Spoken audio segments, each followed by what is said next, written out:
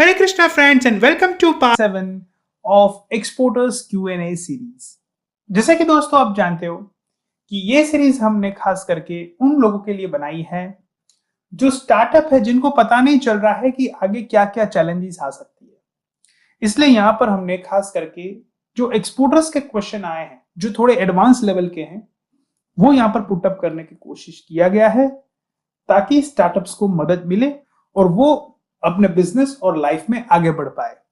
दोस्तों खास करके YouTube डिस्क्रिप्शन चेक करिएगा, इसमें क्वेश्चंस के बाजू में आपको YouTube के वीडियो सेकंड्स आपको शो कर रहे हैं, वहां पर आप क्लिक करोगे तो वो स्पेसिफिक क्वेश्चन के आप आंसर्स चेक कर सकते हो। अगर आपको लग रहा है कि ये क्वेश्चन आपको इसका आंसर आपको पता है या ये क्वेश्चन का आंसर आपके लिए इंपॉर्टेंट नहीं है तो आप वो स्किप कर सकते हो और you can jump on to such questions जिसके आंसर्स आपको पता नहीं है। हालांकि स्टार्टअप्स को मेरा बेस्ट एडवाइस रहेगा कि पूरा वीडियो देखें, क्योंकि इसमें से मेजॉरिटी क्वेश्चन और आंसर आपने कहीं शायद सीखे नहीं होंगे और ये रिपीटेटिवली आ रहे हैं हमको क्लाइंट्स की तरफ से।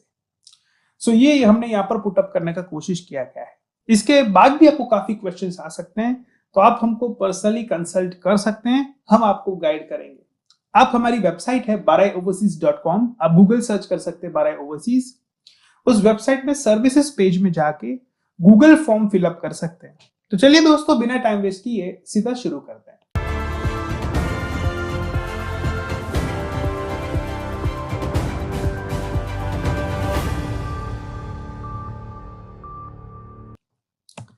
पहला प्रश्न आता है, how to start drop shipping in zero investment.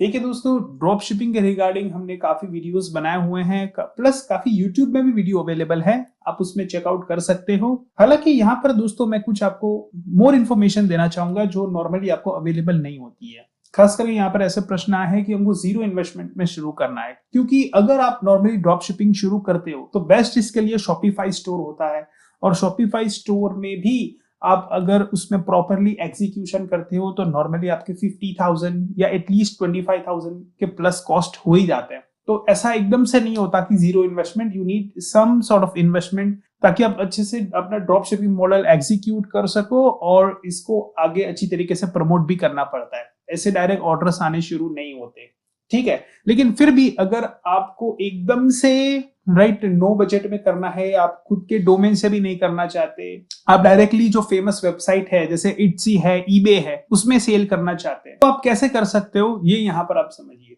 तो ड्रॉप शिपिंग जो है तो वो आप कैसे कर सकते हो वो समझिए। तो एक सबसे पहले एक स्टोर होता है, ठीक है। अब ये स्टोर जरूरी नहीं है कि आपका खुद का वेबसाइट हो, हो सकता है कि आपका ईबे का स्टोर हो जो फ्री में बन जाएगा, या आपका इट्सी का स्टोर हो, या अदर ई कॉमर्स पोर्टल में स्टोर हो जो फ्री में आप बना सकते हो या बहुत कम कॉस्ट में बना सकते हो, ठीक है।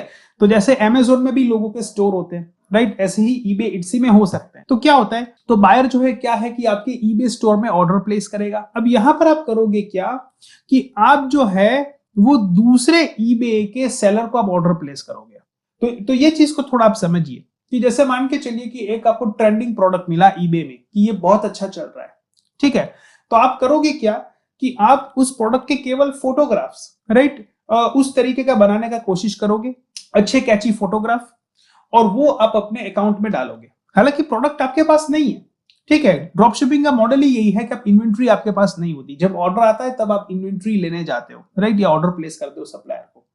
तो यहां पर भी ऐसा ही है कि आपने फ्री में ईबे स्टोर बना दिया, प्रोडक्ट लिस्ट कर दिया, लेकिन वो प्रोडक्ट एक्चुअल में आपके पास है नहीं। अच्छा खासा कंटेंट लिख दिया और फोटोज डाल दिया। अब जब आपको एक ऑर्डर हो रहा है, प्रोडक्ट का एक ऑर्डर आ रहा है आपको, तो आप क्या करोगे, आप ईबे से ही या फिर कोई अमेज़न से सप्लायर मिले या अलीबाबा से मिले, आप डायरेक्टली उतनी क्वांटिटी ऑर्डर प्लेसमेंट करोगे आप सप्लायर से, ठीक है। और ये सप्लायर को आप बताओगे कि ये शिप मेरे को नहीं करना है, क्योंकि आप शिपिंग एड्रेस तो अपने आप डाल सकते हो, ठीक है। आप ऑर्डर कर ही रहे होंगे जैसे अमेज़न से, तो आप इसमें किसका एड्रेस डालोगे, आप बायर का एड्रेस डालोगे उसमें, और ये बंदा जो है, ये सप्लायर जो है डायरेक्टली शिप कहां पे करवा देगा, बायर को करा देगा।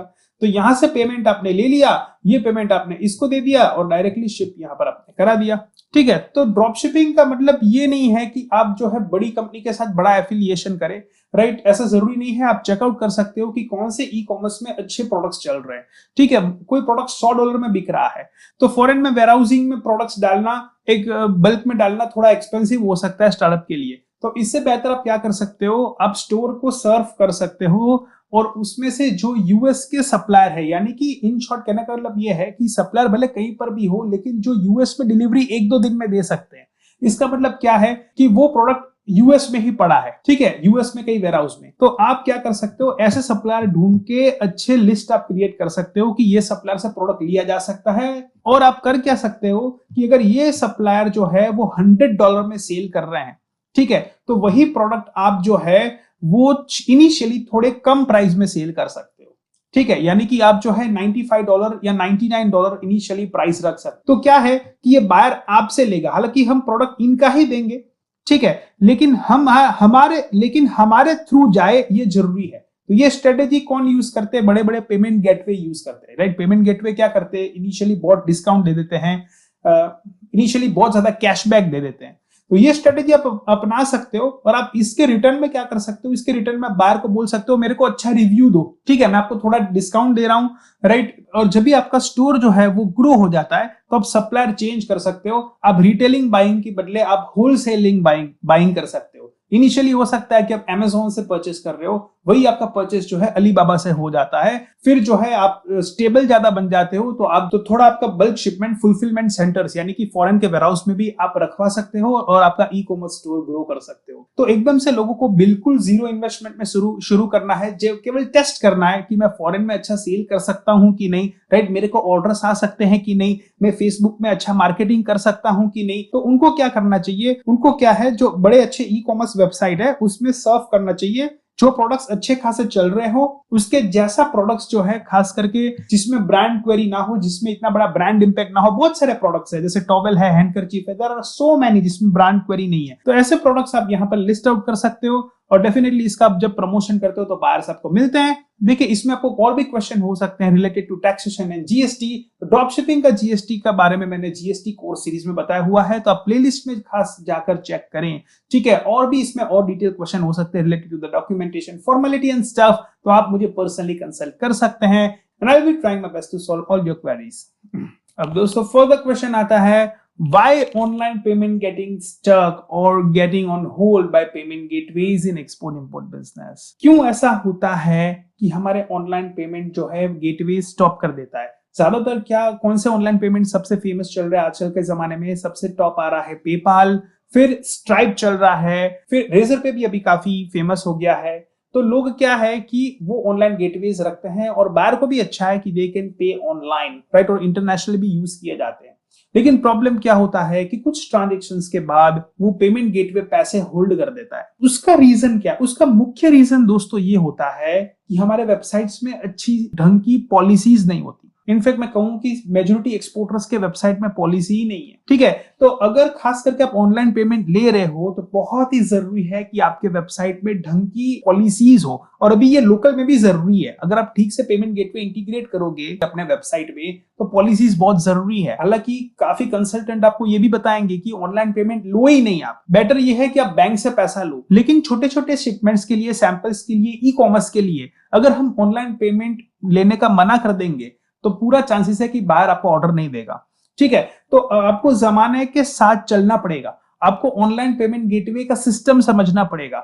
अगर हमारे वेबसाइट में हम ढंग की पॉलिसी डाल के इसको एग्जीक्यूट करें तो आपको आगे दिक्कत नहीं होगी, और ये प्रॉपर्ली लोग एग्जीक्यूट करते ही है। तो चलिए दोस्तों हम समझते हैं कि कैसे हम पॉलिसीज अपने वेबसाइट्स में डालें ताकि हमको लोकल और इंटरनेशनल में कहीं पर भी पेमेंट ऑनलाइन रिसीव करने का प्रॉब्लम ना हो, पहले और बाद में भी। अब देखिए दोस्तों, मैं एकदम आपको इजी रास्ता बता देता हूं। आप केवल गूगल सर्च करिएगा वेबसाइट पॉलिसी जनरेटर, राइट। आप केवल वेबसाइट पॉलिसी ऐसा मत सर्च करें, आप पीछे डाले जनरेटर, इससे बहुत आपका इजी और स्मूथ काम होगा, राइट। मैंने काफी वेबसाइट सर्च किए हैं, सर्व किए हैं, काफी पॉलिसीज रीड की हुई हैं, काफी मैंने सर्च किए हैं। इनफैक्ट ये वेबसाइट है दोस्तों Tumify.io, इसमें आप बहुत इजीली अपने रिक्वायरमेंट के अनुसार, अपने सिस्टम के अनुसार आप पॉलिसी जनरेट कर सकते हैं। तो यहाँ पर दोस्तों मेरा तो सुझाव ये रहेगा कि even if you are using simple WordPress website for your export business, आप पॉलिसी डालें, राइट, क्योंकि ये चीज आप फ्री ऑफ कॉस्ट कर सकते हैं, तो व्हाई यू शुड नॉट। अब देखिए दोस्तों, यहाँ पर पॉलिसीज चेक करेंगे तो मल्टीपल पॉलिसीज आपको दिखाई देगा, जहां पर जनरेट प्राइवेसी पॉलिसी है, टर्म्स एंड कंडीशन आता है, टर्म्स ऑफ सर्विसेज आता है, टर्म्स ऑफ यूज आता है, कुकी पॉलिसी, इलिया, generate return and refund policy. इसमें मोस्ट ऑफ दोस्तों आपके लिए बहुत इंपॉर्टेंट है, और मैं कहूंगा कि इसमें सब सारी पॉलिसीज अपने वेबसाइट्स में डाल सकते हैं, क्योंकि हर एक पॉलिसी में थोड़ा चेंजेस है। So if you just try to integrate all such policies in your website, it would be really very helpful for you. तो चलिए दोस्तों, यहाँ पर हम जनरेट एक प्राइवेसी पॉलिसी करते हैं। ये दोस्तों जनरेटर मुझे अच्छे क्यों लगते हैं, क्योंकि इसमें आपको बेसिक क्वेश्चन आंसर आते हैं, और वो भी एक मल्टीपल चॉइस क्वेश्चन की तरह, वो भी ज्यादातर कैसे होते हैं, एमसीक्यू की तरह होते हैं, छोटे क्वेश्चन आंसर्स होते हैं। तो इससे क्या है कि जो कोर पार्ट है पॉलिसीज का वो यहाँ पर क्लियर हो जाता है, और उसके ऊपर से ड्राफ्ट ऑटोमेटिक बन जाता है। फिर एक बार आपको पढ़ के उसमें थोड़ा बहुत ही एडिट करने का रहता है, बाकी जरूरत नहीं पड़ता उतना, ठीक है। तो सबसे पहले राइट आपके प्लेटफॉर्म, तो हमारे वेबसाइट्स है, ठीक है। तो यहाँ पर आपका वेबसाइट्स नेम, जैसे फॉर एग्जांपल्स यहाँ पर मैंने एबीसी एक्सपोर्ट्स डाल दिया, और वेबसाइट एबीसी एक्सपोर्टर्स, राइट। और एप्लीकेशन भी है तो ऐप भी आप टिक कर सकते हैं। कंट्री अपना इंडिया आ गया, राइट। पॉलिसी इफेक्टिव डेट, और ये है बिजनेस, ठीक है। तो बिजनेस नेम है तो एबीसी एक्सपोर्ट्स, राइट। और एड्रेस ऑफ योर कंपनी, यहाँ पर आपका एड्रेस डाल सकते हैं। फिर कंटिन्यू करेंगे। फिर देखिए दोस्तों, यहाँ पर क्वेश्चन आ गए, तो do you collect personal information from the user? क्या आपके वेबसाइट में ऐसा कोई मैकेनिज्म है कि जहां पर आप पर्सनल इंफॉर्मेशन कलेक्ट कर रहे हो? वेबसाइट में कॉन्टेक्ट फॉर्म होता है, वहां पर हम जो है उनके नेम, उनके फोन नंबर्स या ईमेल, राइट, ये सब चीजें लेते हैं। अगर आपके वेबसाइट में ये सिस्टम नहीं है तो नो, लेकिन हमारे वेबसाइट्स में ये होता है, और we do collect some information from the user, ताकि हम उसको वापस अप्रोच कर सके, और ये हमारे वेबसाइट में होता है। So we will tick in yes and we will select all these, right. Further जो है, do your website app send email or newsletter to the user, ठीक है। तो अगर आपने मेलचिम्प जैसी फैसिलिटेशन या ऑप्ट इन फैसिलिटेशन आप यूज करते हो, तो आपको ये यस करना है, बाकी नो आ जाएगा। और मेजोरिटी में एक्सपोर्टर्स में देख रहा हूं कि वो मेलचिम्प जैसी फैसिलिटेशन का यूज नहीं करते। तो अगर आप ये, हालांकि करना चाहिए, अगर आप करते हो तो ये सिस्टम कैसा है दोस्तों, अगर आप मेरे 1 to 20 वीडियो सीरीज देखोगे, जहां पर मैंने मेलचिम्प का और डिटेल से जिक्र किया हुआ है। तो दोस्तों, ये मेलचिम्प का सिस्टम क्या है कि जहां पर आप यूजर के ईमेल लेते हो, जैसे वेबसाइट में एंटर होता है, राइट, उसके अगेंस्ट में आप उसको छोटा मोटा कुछ गिफ्ट दे देते हो, जैसे पीडीएफ बुक हो गया या कुछ कंटेंट हो गया। फिर उसका ईमेल का डाटा आ जाता है, तो आप उसको मास मेल भेज सकते हो। आप उसको मास मेल क्यों भेज सकते हो? क्योंकि जब भी वो अपना फर्स्ट ईमेल डालता है, तो उसमें हम उसको रिप्लाई में एक काउंटर मेल भेजते हैं। तो उनको हम रिप्लाई में उनको एक मेल भेजते हैं, जहां पर हम ये उसको अप्रूवल सीक करते हैं कि आप इसमें ऑप्ट इन हो जाइए, and then we are going to send you some newsletter, right. We are going to send you the information और newsletter to you via your email. तो वो जस्ट अप्रूवल कर देता है, तो वो हमारे मास मेल में उसका मेल आ जाता है। तो उसका मास मेल का जो हमने लिस्ट बनाया होता है, उसमें ऑटोमेटिक वो आ जाता है। फिर हम उसको मास मेल भेज सकते हैं बल्क में, वरना जीमेल क्या है, मास मेल अलाउ नहीं करता, ब्लॉक कर देता है। क्योंकि आप किसी को भी मार्केटिंग मेल या मास मेल या न्यूज लेटर्स नहीं भेज सकते जब तक वो ना चाहे, ठीक है। तो उनका चाहना बहुत जरूरी है। तो हम एक अप्रूवल भेजते हैं। मेलचिम्प का एक सिस्टम है, आप YouTube में सर्च करना, मेलचिम्प के सिस्टम के बहुत सारे वीडियोस YouTube में मिल जाएंगे if you want to use that system. तो उसके अंतर्गत जो है एक अप्रूवल मेल जाता है, और वो अप्रूवल जब कर देता है यूजर, फिर आप वो मास मेल आप उसको कर सकते हो। फिर आप बल्क में 1 लाख अगर आपके पास डेटा है, आप उसमें मेल लिख के सेंड करोगे तो डायरेक्टली 1 लाख लोगों को मेल मिल जाएगा 1-2 सेकंड में सबको, ठीक है। तो ये सिस्टम अगर आप यूज कर रहे हो तो यस आएगा, बाकी you just need to click on no. Do you use any digital analytics software for tracking purpose? तो नॉर्मली हम जो है गूगल एनालिटिक्स यूज करते हैं, राइट, और ये करना चाहिए। फिर मैंने आपको सिखाया था एक स्मार्ट लुक, ठीक है। स्मार्ट लुक का वीडियो डाला हुआ है हमारे चैनल पे, जहां पर आप यूजर के माउस मूवमेंट भी ट्रैक कर सकते हो कि भाई कहां जा रहा है, हमारे वेबसाइट में कहां store. If you are just using such tracking analytical tools, तो आप यहां पर यस टिक करेंगे। Does your website app show ads? तो यहां पर हम करेंगे नो, क्योंकि हमारे बिजनेस वेबसाइट है, हमारे यहां पर एडवर्टीजमेंट शो नहीं किए जाते। अगर आप कोई फ्री ब्लॉगिंग कर रहे हो, राइट, जहां पर एड्स आ रहे हैं, तो आप यहाँ पर यस टिक करेंगे, बाकी नहीं। या फिर आपके वेबसाइट में फ्री ब्लॉगिंग जहां पर है, जहां पर आपने एडसेंस से इंटीग्रेट किया हुआ है अपना वेबसाइट, तो आएगा, बाकी नहीं आएगा। Do you have any Facebook pixel installed in your website application? देखिए दोस्तों, फेसबुक पिक्सल क्या है कि जैसे आपने फेसबुक मार्केटिंग किया, ठीक है, तो इनिशियली यूजर फेसबुक से आपकी वेबसाइट में आएगा, ठीक है। अब जैसे आपकी वेबसाइट में आएगा, तो अगर आपके वेबसाइट में फेसबुक के पिक्सल कोड इंस्टॉल है, राइट, तो वो यूजर वापस फेसबुक में जाएगा या अदर कोई चीज भी देखेगा, फिर भी आपका एड उसको फॉलो करते रहेगा, उसको छोड़ेगा नहीं, ठीक है। तो इसके लिए पिक्सल कोड इंस्टॉल करने जरूरी होते हैं बॉडी टैग में। इसके रिलेटेड हमारे मार्केटिंग सीरीज में वीडियोस डाले हुए हैं, एक्सपोर्ट इंपोर्ट गुरु के वेबसाइट में केस स्टडी वीडियो भी डाला हुआ है, तो वो भी आप चेक कर सकते हैं। अगर ये इंटीग्रेटेड है तो आपको यस करना है, वरना नो करना है, क्योंकि ये हमारे पॉलिसीज में लिखना जरूरी है। अगर हम किसी को ट्रैक कर रहे हैं और पॉलिसीज में अगर नहीं डाला है, तो ये कायदे कानून का उल्लंघन है, आपको प्रॉब्लम हो सकता है। ठीक से इसको ध्यान से समझ के इसको अप्लाई हमको करना होता है। Does your website app use retargeting for advertisement? तो जैसे पिक्सल हो गया, राइट, गूगल का जैसे गूगल एड्स हो गया, तो गूगल एड्स में भी गूगल रीमार्केटिंग है, राइट। तो रीमार्केटिंग नॉर्मली बिजनेसमैन यूज करता है, जो गूगल एड यूज करता है या फेसबुक एड यूज करता है, वो नॉर्मली रीमार्केटिंग यूज करता है ताकि उससे अच्छा बिजनेस मिले। क्योंकि एक बार आपके वेबसाइट में आ गया तो वो बायर ले, ऐसा जरूरी नहीं है, राइट। तो यहां पर लिखा है, देखिए, सच एज फेसबुक एड्स है, ट्विटर एड है, गूगल एड है, पिंटरेस्ट एड है। अगर ये सारे वेबसाइट्स के कोड, राइट, सारे एडवर्टीजमेंट वाले वेबसाइट है, गूगल, फेसबुक वगैरह, उसके कोड आपके वेबसाइट के बॉडी टैग में लगे हैं, ठीक है, जिससे कस्टमर को वापस रीटारगेटिंग हो रहा है, तो आप इसमें यस टिक करिएगा, बाकी आपका नो टिक आएगा, राइट। ट्रैकिंग टेक्नोलॉजीज जो है, Google map API, cookies, local storage, sessions, right, अगर ये आप चीज कर रहे हो तो आप इसमें टिक आउट कर सकते हो, और एल्स जो है you can just simply click on the no and you can proceed forward. फिर दोस्तों हम आ चुके हैं सिक्योरिटी डिटेल्स की तरफ। अब देखिए दोस्तों, यहां पर अगर आप सोशल मीडिया बटन्स यूज कर रहे हो अपने साइट्स में, तो भी आपको डालना होगा, जैसे फेसबुक लॉगिन, ट्विटर लॉगिन, ये आप डाल सकते हो अगर आपके वेबसाइट में ऐसा फैसिलिटेशन डाला हुआ है। If it is not there, then you can simply uncheck all those buttons. Website app offer to users under the age of 13? क्या 13 साल से जो कम उम्र वाले हैं, क्या उनके लिए भी सर्विस फैसिलिटेशन है? तो यहां पर आप टिक कर सकते हैं no. So how user can contact you, right? तो user can contact us by email, by phone number, by visiting page on the site और बाय एड्रेस, राइट? तो यहां पर आप अपनी डिटेल्स ऐड कर सकते हो। ऐप यूज दिस सर्विसेज, तो जैसे कैमरा एक्सेस हो गया, कॉन्टेक्ट एक्सेस हो गया, फोटो गैलरी हो गया, जियो लोकेशन हो गया, तो यहाँ पर नो आएगा। ये बेसिकली एप्लीकेशन में ये एक्सेस का बात यहाँ पर कर रहे हैं, राइट? नॉर्मली हम हमारे वेबसाइट में ये चीज नहीं लेते यूजर की परमिशन के बिना, या नॉर्मली हम ये अपने वेबसाइट में ये चीज फोटो गैलरी एक्सेस या कैमरा एक्सेस नहीं लेते हैं, राइट? फिर does your website app accept payments online? यहां पर खास चीज आपको ध्यान रखिएगा, आपके ऑनलाइन पेमेंट जो रुक रहे हैं ना, आपके ऑनलाइन पेमेंट फंस रहे हैं, जो पेपाल होल्ड करके रखा है आपका पैसा, राइट? उसका रीजन ये है कि आपने पॉलिसी में ये डाला नहीं है।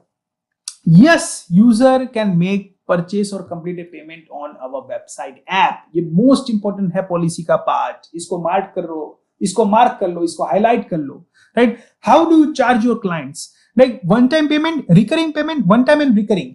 तो अगर आपके वेबसाइट में सब्सक्रिप्शन मॉडल है, ठीक है, कि भाई हर महीने महीने उसका पैसा काट रहे हो, आप ले रहे हो, तो ये मॉडल आएगा रिकरिंग, या फिर वन टाइम आएगा, या दोनों मॉडल है कि भाई एक बार भी दे सकता है, रिकरिंग सर्विसेज भी है। Opt for this one time payment, ठीक है, so it is very much fine. फिर दोस्तों आगे क्वेश्चन आता है, क्या आप अपनी पॉलिसी को California online privacy protection act के अंतर्गत लाना चाहते हो? यस, मेरा पॉलिसी उन लोगों के लिए भी होना चाहिए, because we also want the world wide people, जहां पर कैलिफोर्निया लॉज लागू पड़ते हैं, उसकी पॉलिसी भी ला लो, उसकी पॉलिसीज भी अंतर्गत मेरे रूल्स में लाओ। फिर GDPR compliance, that is general data protection regulation, yes, जो यूरोपियन यूनियन के लागू पड़ता है, राइट? तो यहां पर भी आप यस टिक मार दीजिए ताकि आपकी पॉलिसी उसकी फ्रेंडली भी हो जाए, राइट? तो यहां पर मैं आपको एक तरह से मल्टीपल निशान लेने का सिखा रहा हूं। फिर do you want your policy to be CCPA compliant? तो सीसीपीए क्या है? वो भी है California consumer piracy protection act, right? ये वर्ल्ड वाइड दोस्तों लॉज फॉलो किए जाते हैं, इसमें भी यस टिक कर दीजिएगा and click on the continue. Right, यहां पर आपको अपना केवल ईमेल एड्रेस डालना है। दोस्तों यहां पर जो है आप प्रीव्यू क्लिक कर सकते हो। देखिए दोस्तों यहाँ पर प्रीव्यू आप कर सकते हो। कुछ दिक्कतें आ रही है पेमेंट होल्ड का, खास करके आपको how to surrender BL in foreign countries, bill of lading को फॉरेन कंट्री में सरेंडर कैसे करवाएं। सबसे पहले दोस्तों आपको बहुत जरूरी है, बहुत आपके लिए इंपॉर्टेंट है कि आप पहले बेसिक वीडियोस देखें। राइट, क्योंकि अगर आपने हमारे यूट्यूब चैनल में प्लेलिस्ट सेक्शन में अगर आपने 1 to 20 वीडियो सीरीज नहीं देखा है, अगर आप जो है हमारा एक्सपोर्ट इंपोर्ट गुरु वेबसाइट का केस स्टडी नहीं स्टडी करते हो, अगर आप जो है एक्सपोर्ट इंपोर्ट गुरु वेबसाइट का एक्सेस नहीं ले रहे हो, तो आपको चीजें समझने में थोड़ी दिक्कत आएगी। फिर भी मैं आपको सुझाव दे रहा हूं कि आप जो है एक बार हमको कंसल्ट करिए और खास करके प्लेलिस्ट आप चेक करते रहिए यूट्यूब में। Right, step by step playlist को चेक करिए, उसमें स्टेप बाय पहले 1 to 20 बेसिक आप खत्म करिए, फिर जो भी आपका इंटरेस्ट बेस आ रहा है उस हिसाब से प्लेलिस्ट एक चूज करिए और उसके सीक्वेंस में वीडियो देखें, तो आपको बहुत ज्यादा फायदा होगा। उसमें जो भी डाउट क्वेरीज है वो मेरे से सॉल्व करवाते रहे, तो आपको बेनिफिट मिलेगा। ठीक है, तो यहाँ पर समझते हैं कि यहाँ पर हम ये सिनेरियो समझते हैं कि क्यों ऐसा स्थिति बनता है लोगों का जहां पर फॉरेन कंट्री में बीएल सरेंडर कराने का बात होता है। तो बीएल जब सरेंडर कराना होता है तब समय बहुत कम रहता है, क्योंकि फॉरेन कंट्री में डैमेज प्रोडक्ट पे लगना शुरू हो जाता है। ठीक है, अब सरेंडर बीएल कराने के लिए ओरिजिनल बीएल चाहिए। राइट, तो एक प्रोसेस क्या है कि जो बैंक में आपने बीएल भेजा है फॉरेन बैंक में, उसको आप रिटर्न मंगवा लो। तो आपके बैंक में जब ओरिजिनल बीएल आएगा वो बीएल को आप सरेंडर करा सकते हो। ठीक है, और आपका बायर जो है गुड्स को रिलीज करवा सकता है। इस आप किसी दूसरे को भी सेल करना चाहते हो, if he is not the consignee, actual consignee, इस केस में भी आपको सरेंडर कराना पड़ सकता है। तो काफी ये केस आए हैं मेरे पास। अब समय नहीं होता है कि if we just bring back the documentation, तो ये जो है टाइम टेकिंग प्रोसेस है। तो इस स्थिति में कर क्या सकते हैं, तो जो न्यू बायर है उनसे हम फंड्स ले सकते हैं and we just need to send a SWIFT, right, कि ये पर्टिकुलर पार्टी को डॉक्यूमेंट दिए जाए। हालांकि कंसाइनी में वो होगा नहीं, if the payment terms are as such, अगर पेमेंट टर्म्स ऐसे हैं जहां पर कंसाइनी टू ऑर्डर वाले हैं या आपने डॉक्यूमेंट इस तरीके से बना है, then is very fine. But if you are showing और reflecting consignee as a particular party, then it would be very difficult for a new party to take the release of the material from your old documentation। ठीक है, तो उस case में हमको कराना क्या पड़ेगा कि वो सरेंडर कराना पड़ेगा, लेकिन सरेंडर के लिए यहां पर भेजेगा तो और उसका पोर्ट में डैमेज बढ़ेगा। तो बेहतर ये होगा कि वहां पर जो आपका फॉरेन काउंटर पार्टी है वो शिपिंग लाइन को अगर बीएल शो कर दे उनके ऑफिस में ओरिजिनल, राइट, तो वहां से भी सरेंडर हो सकता है। Ultimately we need to show them our original BL in order to surrender the BL. ठीक है, तो शो चाहे इंडियन ऑफिस से हो, फॉरेन ऑफिस में हो, कोई दिक्कत का बात नहीं है, वहां से भी आप शो करके इसको आप टैलेक्स रिलीज कर सकते हो। अगला क्वेश्चन की तरफ बढ़ते हैं। अगला क्वेश्चन ये है, हाउ टू फाइंड और सिलेक्ट द स्पिरिचुअल मास्टर। देखिए बहुत अच्छा क्वेश्चन है। उससे पहले मैं आपको कहना चाहूंगा दोस्तों, I really appreciate spiritual questions. और सबसे बड़ी बात दोस्तों, मैं थैंक्स आप सबको कहना चाहूंगा कि मेरे को बहुत सारे स्पिरिचुअल क्वेश्चंस आ रहे हैं। राइट, ये मैं कंफ्यूज हो जाता हूँ कि कौन सा पुटअप करूँ वीडियो के लिए, क्योंकि बहुत ही स्पिरिचुअल क्वेश्चंस मेरे क्लाइंट मुझे पूछ रहे हैं एक्सपोर्ट इंपोर्ट क्वेश्चन के साथ साथ। तो बहुत अच्छी बात है कि आप स्पिरिचुअली भी ग्रो हो अपने बिजनेस के साथ साथ। तो यहाँ पर क्वेश्चन आता है कि स्पिरिचुअल मास्टर को सिलेक्ट कैसे किया जाए। ठीक है, क्योंकि आजकल के टाइम में यूट्यूब पे बहुत सारे स्पिरिचुअल मास्टर है, बहुत सारे यूट्यूब वीडियो अवेलेबल है, किसका हमको सुनना चाहिए सो दैट हम हमारा लाइफ इंप्रूव कर। देखिए दोस्तों, स्पिरिचुअल मास्टर जो आप सिलेक्ट करते हो उसमें आपको ध्यान ये रखना है कि जो स्पिरिचुअल आपके मास्टर हैं उनके गुरु के गुरु के गुरु के गुरु के गुरु के गुरु अल्टीमेटली फाइनली कृष्णा जी, यानी कि ये गुरु परंपरा से आना चाहिए। राइट, तो आपको इसका बेनिफिट मिलेगा, आपको स्पिरिचुअल बेनिफिट मिलेगा, आपको फुल बूस्ट मिलेगा। राइट, तो जो कोई भी आप परंपरा से जुड़े या जो कोई भी गुरु से, राइट, जिसका वीडियोस देखना चाहे उनकी वेबसाइट में चेक करें कि डिसिप्लिनिक सक्सेशन क्या है, वो आपको बताएंगे। राइट, तो डिसिप्लिनिक सक्सेशन जो है वो गुरु परंपरा होना चाहिए।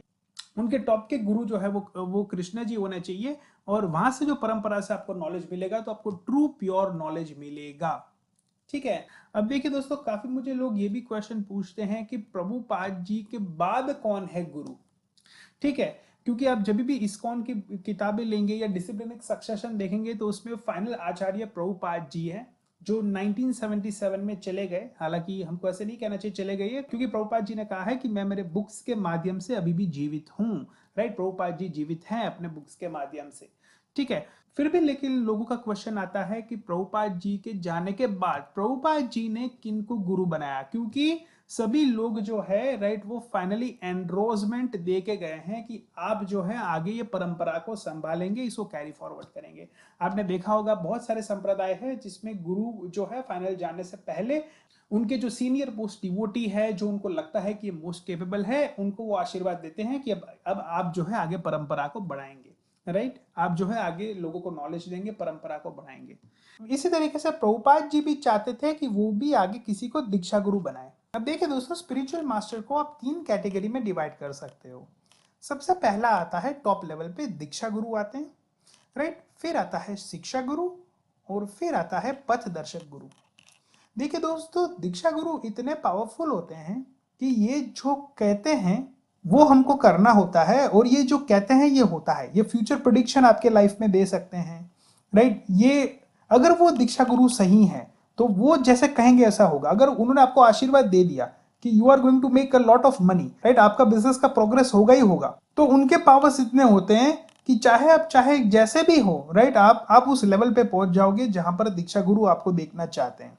ठीक है, तो एक्चुअल में दीक्षा गुरु इज दैट पावरफुल। तो आपके लाइफ के वो सारे प्रॉब्लम्स दूर हो सके ऐसा हेल्प कर सकते हैं, और जहां पर आपका भक्ति बढ़े इस तरीके से पावरफुल तरीके से वर्क कर सकते हैं। जैसे आप प्रभुपाद जी को देखिए, तो वो एक पावरफुल दीक्षा गुरु थे। केवल 40 रुपीज लेके यूएसए गए।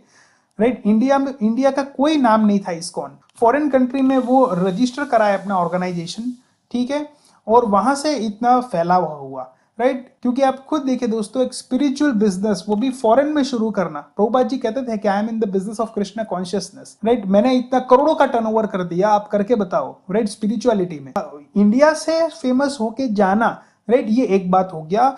और फॉरेन कंट्री में स्पिरिचुअल बिजनेस को एस्टेब्लिश करना, राइट, ये दूसरा बात हो गया। ये उससे भी डिफिकल्ट बात हो गया। बिना कुछ अपना पर्सनल मोटो रखे लोगों को हेल्प देने के लिए वहां पर फॉरेन कंट्री में गए, और फॉरेन कंट्री में से आज की डेट में इंडिया के लोग सीखे, और यहाँ पर भी आप इस्कॉन देख रहे हैं। लेकिन ये शुरू किया था प्रभुपाद जी ने। राइट, उनकी गुरु की आज्ञा थी, और उनकी गुरु की आज्ञा थी, गुरु की आज्ञा उन्होंने माना, और वो सफल हो गए बिकॉज ऑफ द आशीर्वाद ऑफ गुरु। तो उनके जो दीक्षा गुरु थे भक्तिवेदांत सरस्वती महाराज, उनकी आज्ञा थी, राइट, कि आप फॉरेन कंट्री में जाके प्रीचिंग करिए।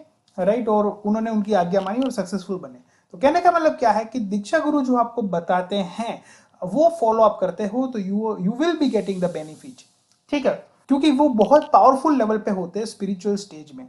तो आजकल के टाइम में दोस्तों एक ट्रू गुरु, राइट, इंपैक्टफुल गुरु जिनके पास वास्तविकता में पावर है, राइट, ऐसे गुरु ढूंढने बहुत मुश्किल है, ऑलमोस्ट ना के बराबर है। राइट, ये आप कह सकते हैं शायद रेयरेस्ट ऑफ रेयरेस्ट ओकेशन में किसी को सही दीक्षा गुरु मिलेगा जो वाकई में इंपैक्टफुल है। फिर रोल आता है शिक्षा गुरु का। शिक्षा गुरु क्या होता है कि शिक्षा गुरु, क्योंकि आप बार बार दीक्षा गुरु को मीटिंग नहीं कर सकते, पर उनको नहीं मिल सकते, इसके लिए शिक्षा गुरु का रोल आता है। तो ये ट्रेंड होते हैं दीक्षा गुरु की हेल्प से। शिक्षा गुरु जो है वो बेसिक डाउट और क्वेरीज है, राइट, वो आपकी सॉल्व करने में हेल्प करते हैं। क्योंकि आप बार बार दीक्षा गुरु को नहीं मीट कर सकते, कॉल नहीं कर सकते, इसलिए आपको शिक्षा गुरु का बेनिफिट दिया जाता है, क्योंकि आपके कोई प्रश्न है, डाउट है, अटके नहीं, और आप अपने भक्ति में, स्पिरिचुअलिटी में आगे बढ़ते रहे। ठीक है, तो ये शिक्षा गुरु हो गए। फिर थर्ड आता है पथ दर्शक गुरु। पथ दर्शक गुरु आप मुझे कह सकते हो शायद, हालांकि मैं उस लायक नहीं हूं, लेकिन पथ दर्शक गुरु ये है कि जो आपको राइट रास्ता देते हैं कि ये रास्ते में आप जाओ, आपको सफलता मिलेगी। ठीक है, कि आप लोगों को गाइड कर सकते हैं, या आप जो है प्रभुपाद जी का बुक्स पढ़े। ठीक है, आप भगवत गीता लोगों को एक्सप्लेन कर सकते हैं। ठीक है, तो आप भी लोगों को जब डायरेक्शन देंगे कि आप ये ट्रैक में जाओ, आपको सफलता मिलेगी, आप अपने लाइफ में खुश रहेंगे, राइट, आपको स्पिरिचुअल अपलिफ्टमेंट मिलेगा, तो आप भी पथ दर्शक गुरु बन सकते हैं। एक और गुरु है, लेकिन वो तो आउट ऑफ बॉक्स टॉपिक है, राइट, बहुत एडवांस लेवल का टॉपिक है, वो है चैत्य गुरु। काफी लोगों के अंदर से के ही चैत्य गुरु खुल जाते हैं, तो उनको क्या है, कृष्ण जी खुद गाइड करने लगते हैं। आमतौर पर दीक्षा गुरु की कृपा से होता है, लेकिन फिर भी कुछ ऐसे लोग हैं जिनके चैत्य गुरु जो है वो खुल जाते हैं, मतलब अंदर से ही भगवान उसको गाइडेंस करने लगते हैं, राइट, और वो आगे बढ़ जाते हैं स्पिरिचुअलिटी में। तो ये चीजें दोस्तों मैंने आपको स्पिरिचुअल मास्टर के बाइफर्केशन के बारे में बताया। अब मेन आपका प्रश्न आता है कि प्रभुपाद जी के जाने के बाद क्या। ठीक है, प्रभुपाद जी तो 1977 में चले गए, तो अब हमको स्पिरिचुअल मास्टर सिलेक्ट करना है, तो हाउ वी कैन प्रोसीड, ठीक है, स्पिरिचुअली ग्रो कैसे कर सकते हैं। तो प्रभुपाद जी हमेशा चाहते थे कि परंपरा हमेशा आगे बढ़े, और वो भी आगे स्पिरिचुअल मास्टर बनाना चाहते थे, एक दीक्षा गुरु बनाना चाहते थे, जो सीनियर एडवांस लेवल के जो डिसाइपल थे उनमें से। लेकिन एक्चुअल में प्रभुपाद जी ना he was very perfect, right, उनको एकदम परफेक्शन की तलाश थी, और at the end of the day उनको वो परफेक्शन नहीं मिला किसी में, कि किसी का वो नाम रिकमेंड कर सके, ठीक है। तो उन्होंने वो नहीं किया, बिकॉज वो, क्योंकि एक गुरु समझता है ना अपने स्टूडेंट को, राइट, जैसे माता पिता अपने बच्चे को समझते हैं कि इनका क्या लेवल है, वैसे प्रभुपाद जी भी समझते हैं कि इनका क्या लेवल है उनके स्टूडेंट का। तो उन्होंने फाइनली एक लेटर जो है वो इश्यू किया, वो था ऋत्विक सिस्टम के बारे में, ठीक है, कि आप जो है वो ऋत्विक सिस्टम को फॉलो करें। अब ऋत्विक सिस्टम ऐसा था कि जहां पर प्रभुपाद जी ने 11 सीनियर डिसाइपल के नाम लिखे थे कि आप जो है आगे फैलावा करिए, लेकिन आप जो है दीक्षा मेरे बिहाफ में देंगे। दीक्षा मतलब आप समझ सकते हो कि नॉलेज, राइट, दीक्षा का मतलब आप समझ सकते हो दिव्य ज्ञान, ठीक है, वो आप देंगे मेरे बिहाफ में देंगे, मेरे बुक्स का ही मेरे बिहाफ में देंगे, यानी कि प्रभुपाद जी का कहना यह था कि मेरा बुक्स है, मेरा स्क्रिप्चर्स है, राइट, उस तरीके से आप जो है इस नॉलेज का फैलावा करेंगे, और आप जो भी करेंगे मेरे को सेंटर में रख के करेंगे, ठीक है। ये मेन मुख्य तौर पे लेटर था, लेटर आप पढ़ सकते हो, आपको इंटरनेट में से मिल जाएगा, प्रभुपाद जी ऋत्विक लेटर आप ऐसे लिखेंगे तो आप वो पढ़ सकते हैं।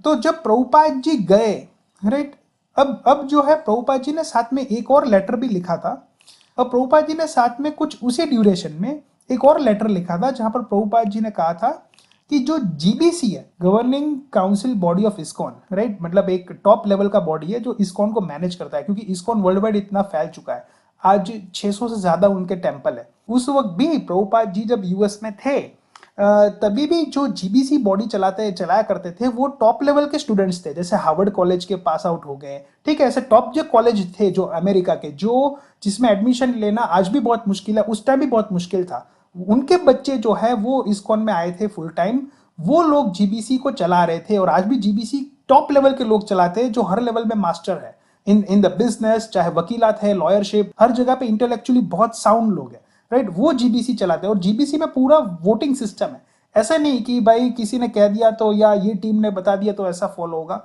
तो उनके जो वोटिंग सिस्टम के अंतर्गत, उनके रूल्स रेगुलेशन के अंतर्गत प्रभुपाद जी ने उनको अप्रूवल दिया था कि फाइनल बॉडी जीबीसी होगा, ये मेरा माउथ पीस है, राइट, वो जो कहेगा वो आप फॉलो करिएगा, ठीक है।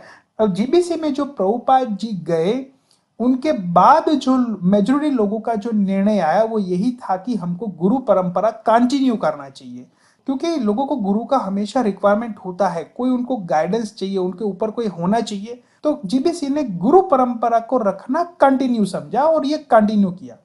लेकिन उस टाइम पे काफी इस्कॉन के डिवोटी ऋत्विक सिस्टम को एकदम से फॉलो करना चाहते थे, क्योंकि लास्टली प्रभुपाद जी ने ये बताया था कि you have to follow the ritvik system, ठीक है। लेकिन साथ में under this rule, right, under the rule of voting system majority, तो गुरु परंपरा का भी एक पक्ष था। लेकिन काफी लोग जो है वो उस टाइम पे इस्कॉन से निकल गए। अब उस टाइम पे क्या हुआ कि काफी लोग जो है वो ऋत्विक आइडियोलॉजी पे मानने लगे, जो आज भी है, एग्जिस्ट करती है। जैसे फॉर एग्जांपल आप इस्कॉन बैंगलोर विजिट करते हो, तो Bangalore believes in the ritvik ideology, और जैसे इस्कॉन राजकोट है, राइट, तो राजकोट इस्कॉन जो है वो गुरु परंपरा को मानता है। अब कहने का मतलब क्या, यहाँ पर लोग कंफ्यूज हो जाते हैं कि मेरे को ऋत्विक सिस्टम फॉलो करना चाहिए या आई शुड बी फॉलोइंग द गुरु परंपरा मेथोडोलॉजी, कौन सा चीज बेस्ट है। अब देखिए दोस्तों, मेरा अगर एक्सपीरियंस का बात करूं तो मैंने सबसे पहले I was most inspired with the ritvik, ठीक है, कि ऋत्विक ही एक्चुअली बेस्ट है, ऋत्विक ही प्रभुपाद जी का इच्छा है, ऋत्विक में ही आगे बढ़ना चाहिए, और मैंने मेरे लाइफ में ऋत्विक आइडियोलॉजी चूज किया। जब से मैं ये चीज को समझने लगा, मैं ऋत्विक आइडियोलॉजी में गया।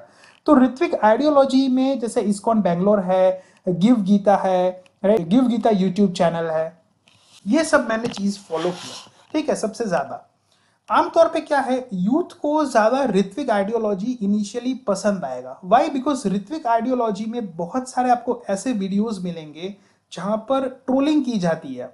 हालांकि मुझे ऐसा कहना नहीं चाहिए, लेकिन कभी कभी क्या है, लोगों को ट्रोलिंग में भी लर्निंग मिल जाती है। जैसे फॉर एग्जांपल कोई कहेगा कि भाई मैं तो सूर्य देव को बहुत मानता हूँ, मैं तो सूर्य देव का पूजा करता हूँ, तो यहाँ से आपको रिप्लाई मिल जाता है कि भाई सूर्य देव को क्यों मान रहे हो? सूर्य देव को तो पीटा गया था, उसको तो जेल में बंद कर दिया गया था, राइट? किसने जेल में बंद कर दिया था सूर्य देव को? हिरण्यकशिपु जी ने, राइट? और सूर्य देवता बिचारे प्रहलाद महाराज को बेग करते थे, राइट? कि उनको एक प्रकार से भीख मांगते थे कि प्लीज प्रहलाद जी आप अपने पिताजी को कहिए मेरे को निकाले जेल से। ठीक है दोस्तों, मैं ऋत्विक आइडियोलॉजी में सबसे पहले बहुत ही इंस्पायर्ड हो गया, और टू बी ऑनेस्ट मैं तो ये स्टेज में नहीं हूँ कि आपको कह सकूं कि विच इज बेस्ट, लेकिन मैं आपको ये कह सकता हूँ कि मेरा दोनों का एक बेसिक लेवल का एक्सपीरियंस है, मैं दोनों में इतना एडवांस नहीं हूँ, लेकिन दोनों दोनों पक्ष के लोग मेरे को कुछ हद तक जानते हैं, राइट? और वहां से मैंने सीखने का कोशिश किया है। अब दोनों में मैंने चीजें सीखी दोस्तों, चीजें तो वो मैं मेरा एक्सपीरियंस आपको शेयर करने जाऊंगा, लेकिन इससे पहले स्टोरी को कंटिन्यू करते हैं। तो प्रभुपाद जी ने जो 11 नाम दिए थे, ठीक है, वो 11 नाम को ऋत्विक सिस्टम फॉलो करना था। क्या करना था? ऋत्विक सिस्टम, यानी कि उनको प्रभुपाद जी को आगे रखना था, राइट? और फिर अपना परंपरा चलाना था। लेकिन उनसे गलती ये हो गया, हालांकि उन्होंने शास्त्र रिफर किया। देखिए दोस्तों, यहां पर बहुत बड़ा लर्निंग है कि शास्त्र पहले आता है या गुरु पहले आता है, राइट? तो उन्होंने क्या है, शास्त्र को आगे रखा, और शास्त्र बताता था कि अगर गुरु ना हो, गुरु चले जाए, तो सीनियर मोस्ट जो लोग हैं उनको गुरु बन जाना चाहिए। ठीक है, तो वो 11 लोग हैं, वो गुरु डायरेक्ट बन गए, बेस्ड ऑन शास्त्र बने। ठीक है, शास्त्र में ऐसा लिखा था, बेस्ड ऑन शास्त्र बने। ठीक है, गुरु का एंडोर्समेंट नहीं था, लेकिन क्योंकि स्क्रिप्चर्स कह रहा था तो 11 लोग गुरु बन गए। अब हुआ ये, राइट, जैसे ही वो 11 लोग गुरु बने, राइट, तो प्रभुपाद के बिहाफ वाला सिस्टम नहीं माने, जो ओरिजिनल गुरु परंपरा सिस्टम था उसके अंतर्गत वो अपना गुरु को माने, और वो अपना परंपरा को आगे फैलाने का कोशिश किया। जैसे ही वो 11 लोग गुरु बने, उनमें से 9 लोग का पतन हो गया, मतलब उनसे माला छूट गया, राइट? वो एक प्रकार से इस्कॉन का आइडियोलॉजी छूट गया, इमीडिएटली उनका डाउनफॉल हो गया, राइट? अब देखिए, जैसे दोस्तों मैं आपको कह रहा हूं कि आपके पिताजी आपको ज्यादा समझते हैं अगर आप उनके बेटे हैं तो, वैसे ही प्रभुपाद जी उनके स्टूडेंट को ज्यादा समझते थे। वो हमेशा चाहते थे कि ये लोग आगे गुरु परंपरा को फैलावा करें, लेकिन नहीं था कैपेबिलिटी लोगों में उतना पावर्स। ठीक है, और हुआ ये कि वो गिर गए। अब वो गिर इसलिए गए क्योंकि शास्त्र में आता है कि एटलीस्ट अ पर्सन जो दीक्षा गुरु स्टेज में बनता है वो लिबरेटेड होना चाहिए, उनका मोक्ष कंफर्म्ड होना चाहिए। देखिए दोस्तों, ये जो इतने सारे गुरु थे, इतने सीनियर होने के बावजूद गिर क्यों गए? उसका रीजन ये था कि उनका एटलीस्ट गुरु दीक्षा गुरु का ये लेवल होना चाहिए कि वो ब्रह्म ज्योति तक पहुंचे, एटलीस्ट उनको मोक्ष तो मिलना चाहिए, एटलीस्ट, राइट? अगर ये नहीं है तो फिर दीक्षा गुरु में उनका पतन होना तय है, राइट?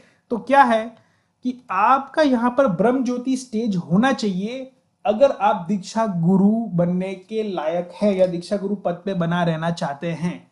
अगर ब्रह्म ज्योति अचीव नहीं किए हैं then you will immediately fall down. तो आप खुद चेक करिए, इतना एडवांसमेंट आने के बाद इमीडिएटली फॉल डाउन क्यों हुआ? क्योंकि आप ब्रह्म ज्योति के स्टेज पे नहीं पहुंच पाए। एटलीस्ट ये स्टेज तो होना चाहिए, लेकिन ये स्टेज दोस्तों ब्रह्म ज्योति के बारे में आपने सुना ही होगा काफ़ी सीरियल में, कि जहाँ पर बताया जाता है कि भगवान से लीन हो जाना है, भगवान में लीन हो जाना है, राइट? तो ये जो लीन है वही ब्रह्म ज्योति है, राइट? कि आप भगवान के साथ मर्ज होना चाहते हैं। हालांकि ये बहुत निचले स्तर का मोक्ष है, इसको वैष्णव, शुद्ध वैष्णव पसंद नहीं करते, ये बहुत डाउनग्रेडेड वर्जन ऑफ मोक्ष है। इससे भी यहाँ पर सबसे बड़ा लॉस क्या है कि आपको भगवान नहीं मिलता, यानी कि आप भगवान का सेवा नहीं कर सकते।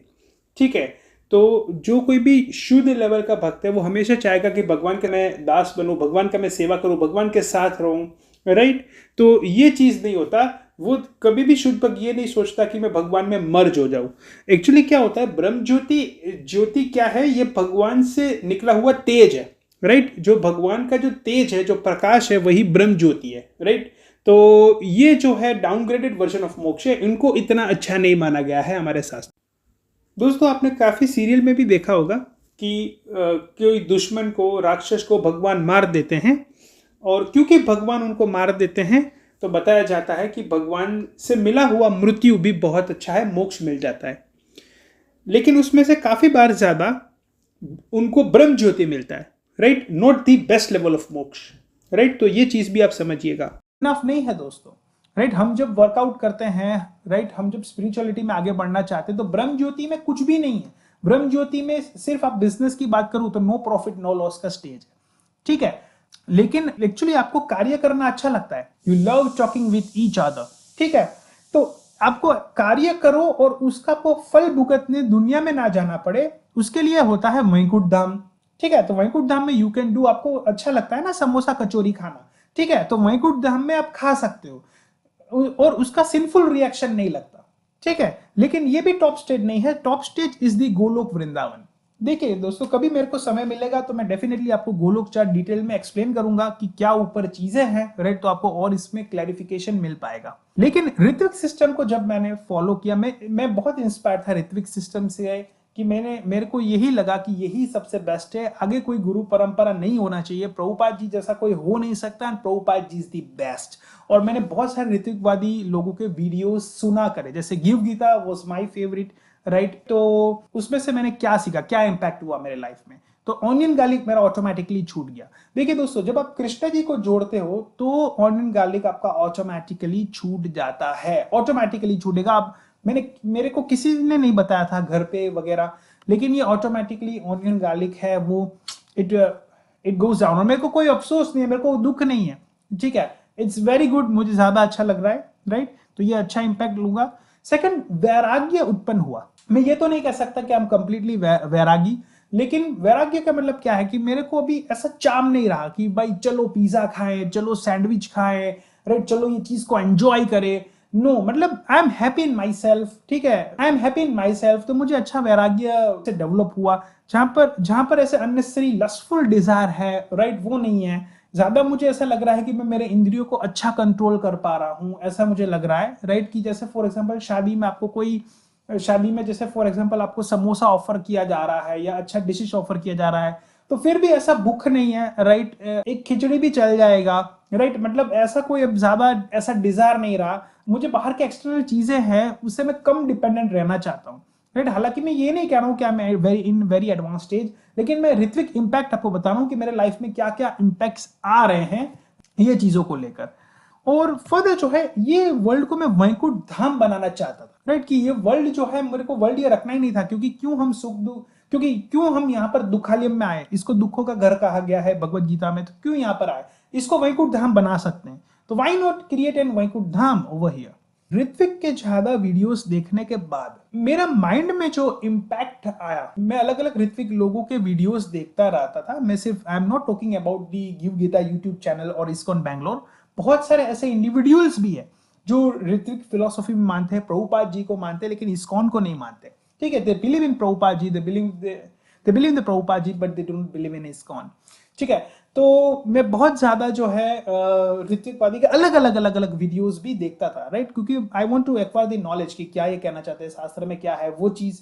फिर मैंने देखा कि भाई वीडियोस से नहीं बनेगा, राइट, क्योंकि देखिए वीडियोस में कभी कभी क्या है, बहुत ईर्ष्या भी होती है।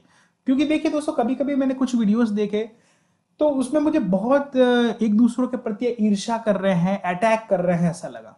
तो एक स्टेज के बाद मुझे वीडियो अच्छा नहीं लगा।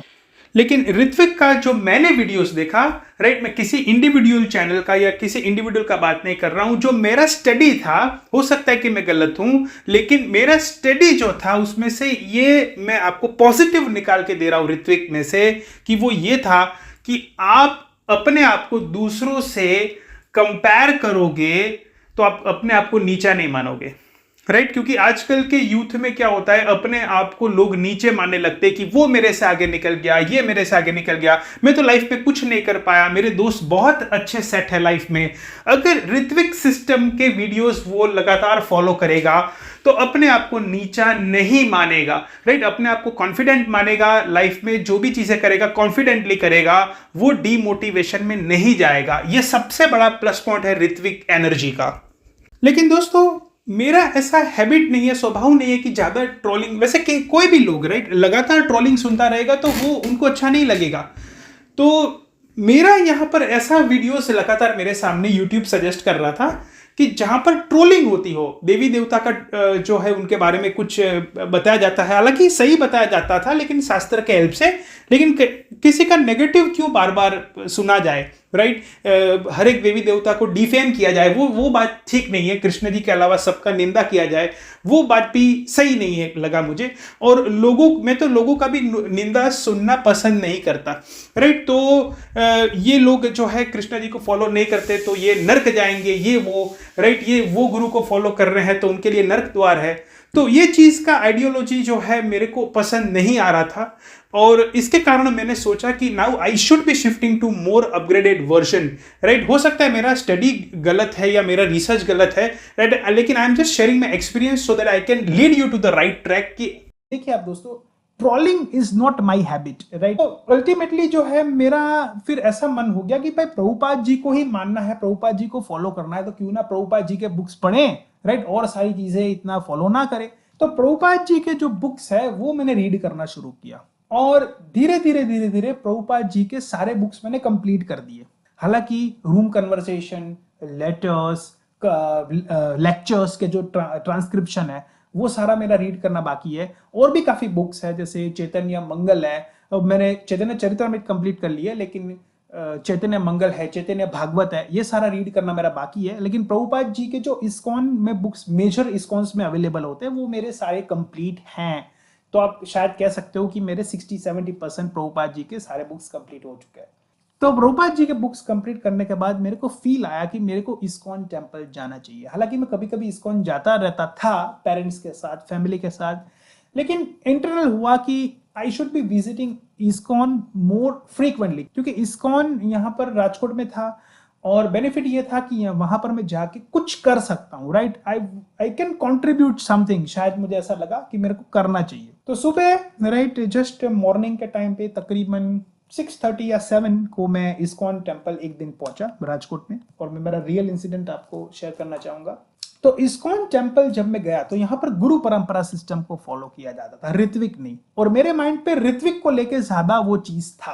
हालांकि मैं इंस्पायर्ड नहीं था ऋत्विक में, जो लोग भगवान, जो देवी देवता का ईर्ष्या इतना करते थे, राइट? वो फाइटिंग मोड, अटैकिंग मोड उनका जो स्पीच होता था, उस चीज से मैं ऋत्विक से इंस्पायर्ड नहीं था। इसलिए मैं प्रभुपाद जी के बुक्स की तरफ आया था। इसलिए प्रभुपाद जी के बुक्स जो है वो रीड करने के बाद मेरे को अंदर से हुआ कि I should be going to ISKCON. लेकिन मैं गुरु परंपरा से बिल्कुल सेटिस्फाइड नहीं था, ठीक है? पहले जब यहां पर मैंने विजिट किया तो सुबह सुबह कोई नहीं था, तो इस्कॉन डिवोटी से मिलने का मौका मिला। अब इस्कॉन डिवोटी के साथ मेरा कम्युनिकेशन हुआ। तो कम्युनिकेशन में पहले तो मुझे लगा कि ISKCON devotee would be very advance, right? उन्होंने शायद मेरे से कहीं ज्यादा बुक्स रीड किए होंगे ये वगैरह। लेकिन बातों बातों में पता चला कि मेजोरिटी जो इस्कॉन के डिवोटी है, राइट, वो उन्होंने तो चैतन्य चरितमृत खुद से रीड नहीं किया है पूरा, ना तो भागवत पूरा किया हुआ है। तो मैं तो शौक हो गया कि मैं तो बाहर का आदमी हूं, मैं तो इतना टाइम भी नहीं देता, राइट? फिर भी मैंने इतना किताब कंप्लीट करके आया हूं, ये लोग फुल टाइम यहाँ पर आए हैं, तो ये किताब, मतलब अंदर से दुख हुआ। मेरे को ये नहीं था अंदर से कि आई एम मोर बेटर, क्योंकि मेरे को पता है, मैंने बुक रीड किया था कि बुक रीडिंग का महत्व नहीं है, भाव का महत्व है, राइट? अगर आप बुक रीडिंग करके भगवान के प्रति भाव नहीं डेवलप कर पा रहे हो तो उसका कोई मतलब नहीं है बुक रीडिंग का।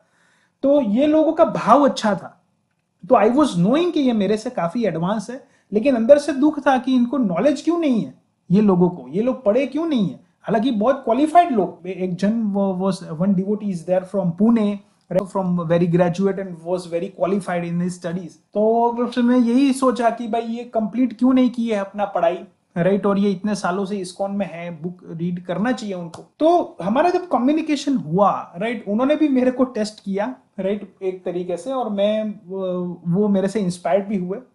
और अब बिलीव नहीं करोगे, उनके दिल में, उनके माइंड में ऐसा 1% भी नहीं था, राइट, कि ये बाहर का आया हुआ है और ये सारा ज्यादा जानता है। वो खुश हुए कि आप मेरे हमसे भी आगे हैं रीडिंग में, वो ज्यादा खुश हुए।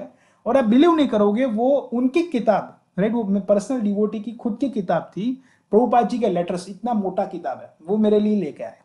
वो मैं थैंक यू कहा, राइट। फिर हमारा जो है थोड़ा आगे बात चला, और मैंने कहा कि भाई ऐसा क्या है जो मैं कंट्रीब्यूट कर सकता हूँ।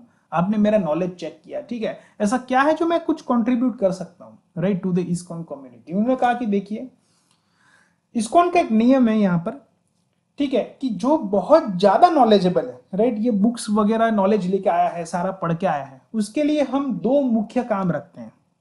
मैंने कहा क्या मुख्य काम है? उन्होंने कहा कि कचरा करना है, स्वीपिंग करना है और पोछा लगाना है।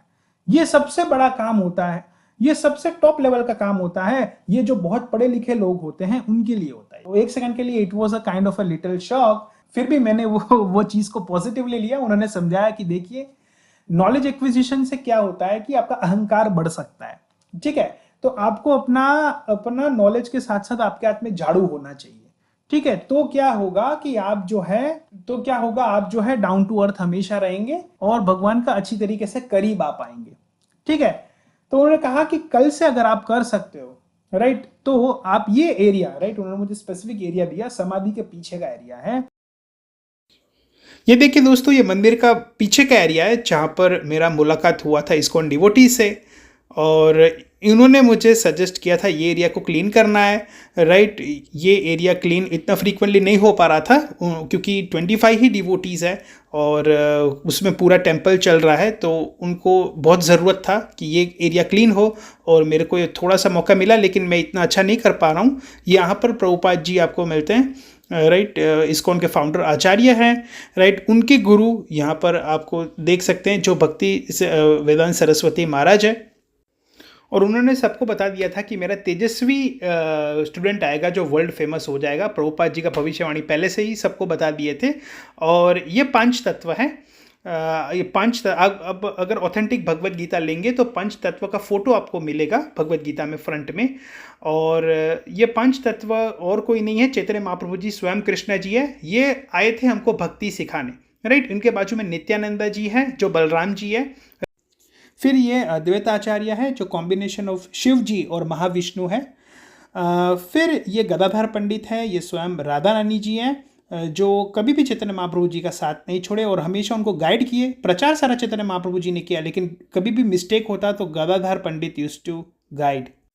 और ये श्रीवास पंडित है, ये और कोई नहीं पर कि नारद मुनि जी है, ठीक है। तो आपने चैतन्य चरितमृत पढ़ा है होगा तो आपको ये सारा चीज़ और भी डिटेल में मिल जाएगा, हर एक 5 तत्व का डिटेल। और 5 तत्व का मंत्र है जो दंडवत प्रणाम आपको करना चाहिए और फिर बोलना चाहिए, श्री कृष्ण चैतन्य नित्यानंदा, श्री अद्वैत गदाधर श्रीवास गौर भक्त वृंदा। यहाँ पर बहुत अच्छा फीलिंग आता है दोस्तों, क्योंकि दंडवत प्रणाम में आपको जब आप ऊपर देखते हो तो आपको ये 5 तत्व के पैर दिख जाते हैं और हमको पैर पे ही ऑब्जर्व करना चाहिए मैक्सिमम, राइट। तो ये चीज़ है। अब यहाँ पर इस्कॉन में मुझे सबसे ज़्यादा इंस्पायर पता है दोस्तों क्या किया? सबसे ज़्यादा इंस्पायर किया मेरे को ये लगा फेंसिंग। ये फेंसिंग मेरे को सबसे ज़्यादा इंस्पायर किया। क्यों? क्योंकि यहाँ पर आगे जो है वो गुरु है, राइट, जो खुद फेंसिंग लगा के साबित कर दिए कि वो जो है गुरु परंपरा में नहीं है, वो हमको गाइड करने के लिए। बाकी फेंसिंग लगाना वॉज नॉट दैट रिक्वायरमेंट, लेकिन इस्कॉन ने इस चीज़ का पालन किया है, राइट। वो अपने पहले के मिस्टेक से समझे हैं, जब गुरु पहले गिर गए थे कि भाई हम गुरु परंपरा में नहीं आते हैं, हम गाइड करेंगे। तो ये गुरु हैं महाविष्णु गोस्वामी महाराज, राजकोट इस्कॉन के। तो देखिए दोस्तों, जब मैं इस्कॉन में पहले आया था तो मेरे को यही लगा था कि यहाँ पर गुरु बन के लोग बैठ गए हैं, लेकिन ऐसा बिल्कुल भी नहीं था। इनफैक्ट इन्होंने ज़ीरो से मंदिर, इनका बहुत बड़ा इतिहास है, बिल्कुल ज़ीरो से उन्होंने मंदिर जो है खड़ा किया। बहुत लोग जब चैंटिंग भी नहीं करते थे तब उन्होंने कहा कि मैं आपके बिहाफ में चैंटिंग करूंगा, और वो लोगों के लिए चैंट कर करके उनको कॉल करते थे कि आपके लिए मैंने 1 माला किया, 2 माला किया, राइट। बहुत इंस्पायर किया और मंदिर बनाने में इनका सबसे बड़ा कंट्रीब्यूशन है, राइट। और फोटो भी है, राइट। तो उनका फोटो जो है वो गुरु परंपरा से दूर रहता है।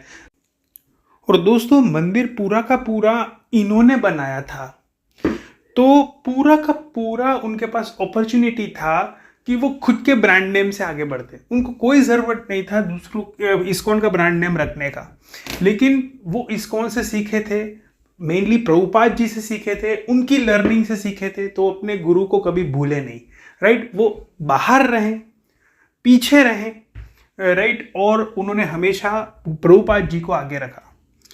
तो ऐसे वैष्णवों से हम क्यों ना सीखें? क्यों हम उनको रिस्पेक्ट ना दें? क्यों हम उनको बुरी तरीके से देखें, राइट। क्यों ना, और जिनसे हम सीखते हैं वो क्या होते हैं, हमारे गुरु होते हैं, ठीक है, बेसिक सी बात है। तो we can have the multiple guru, क्या बुराई है।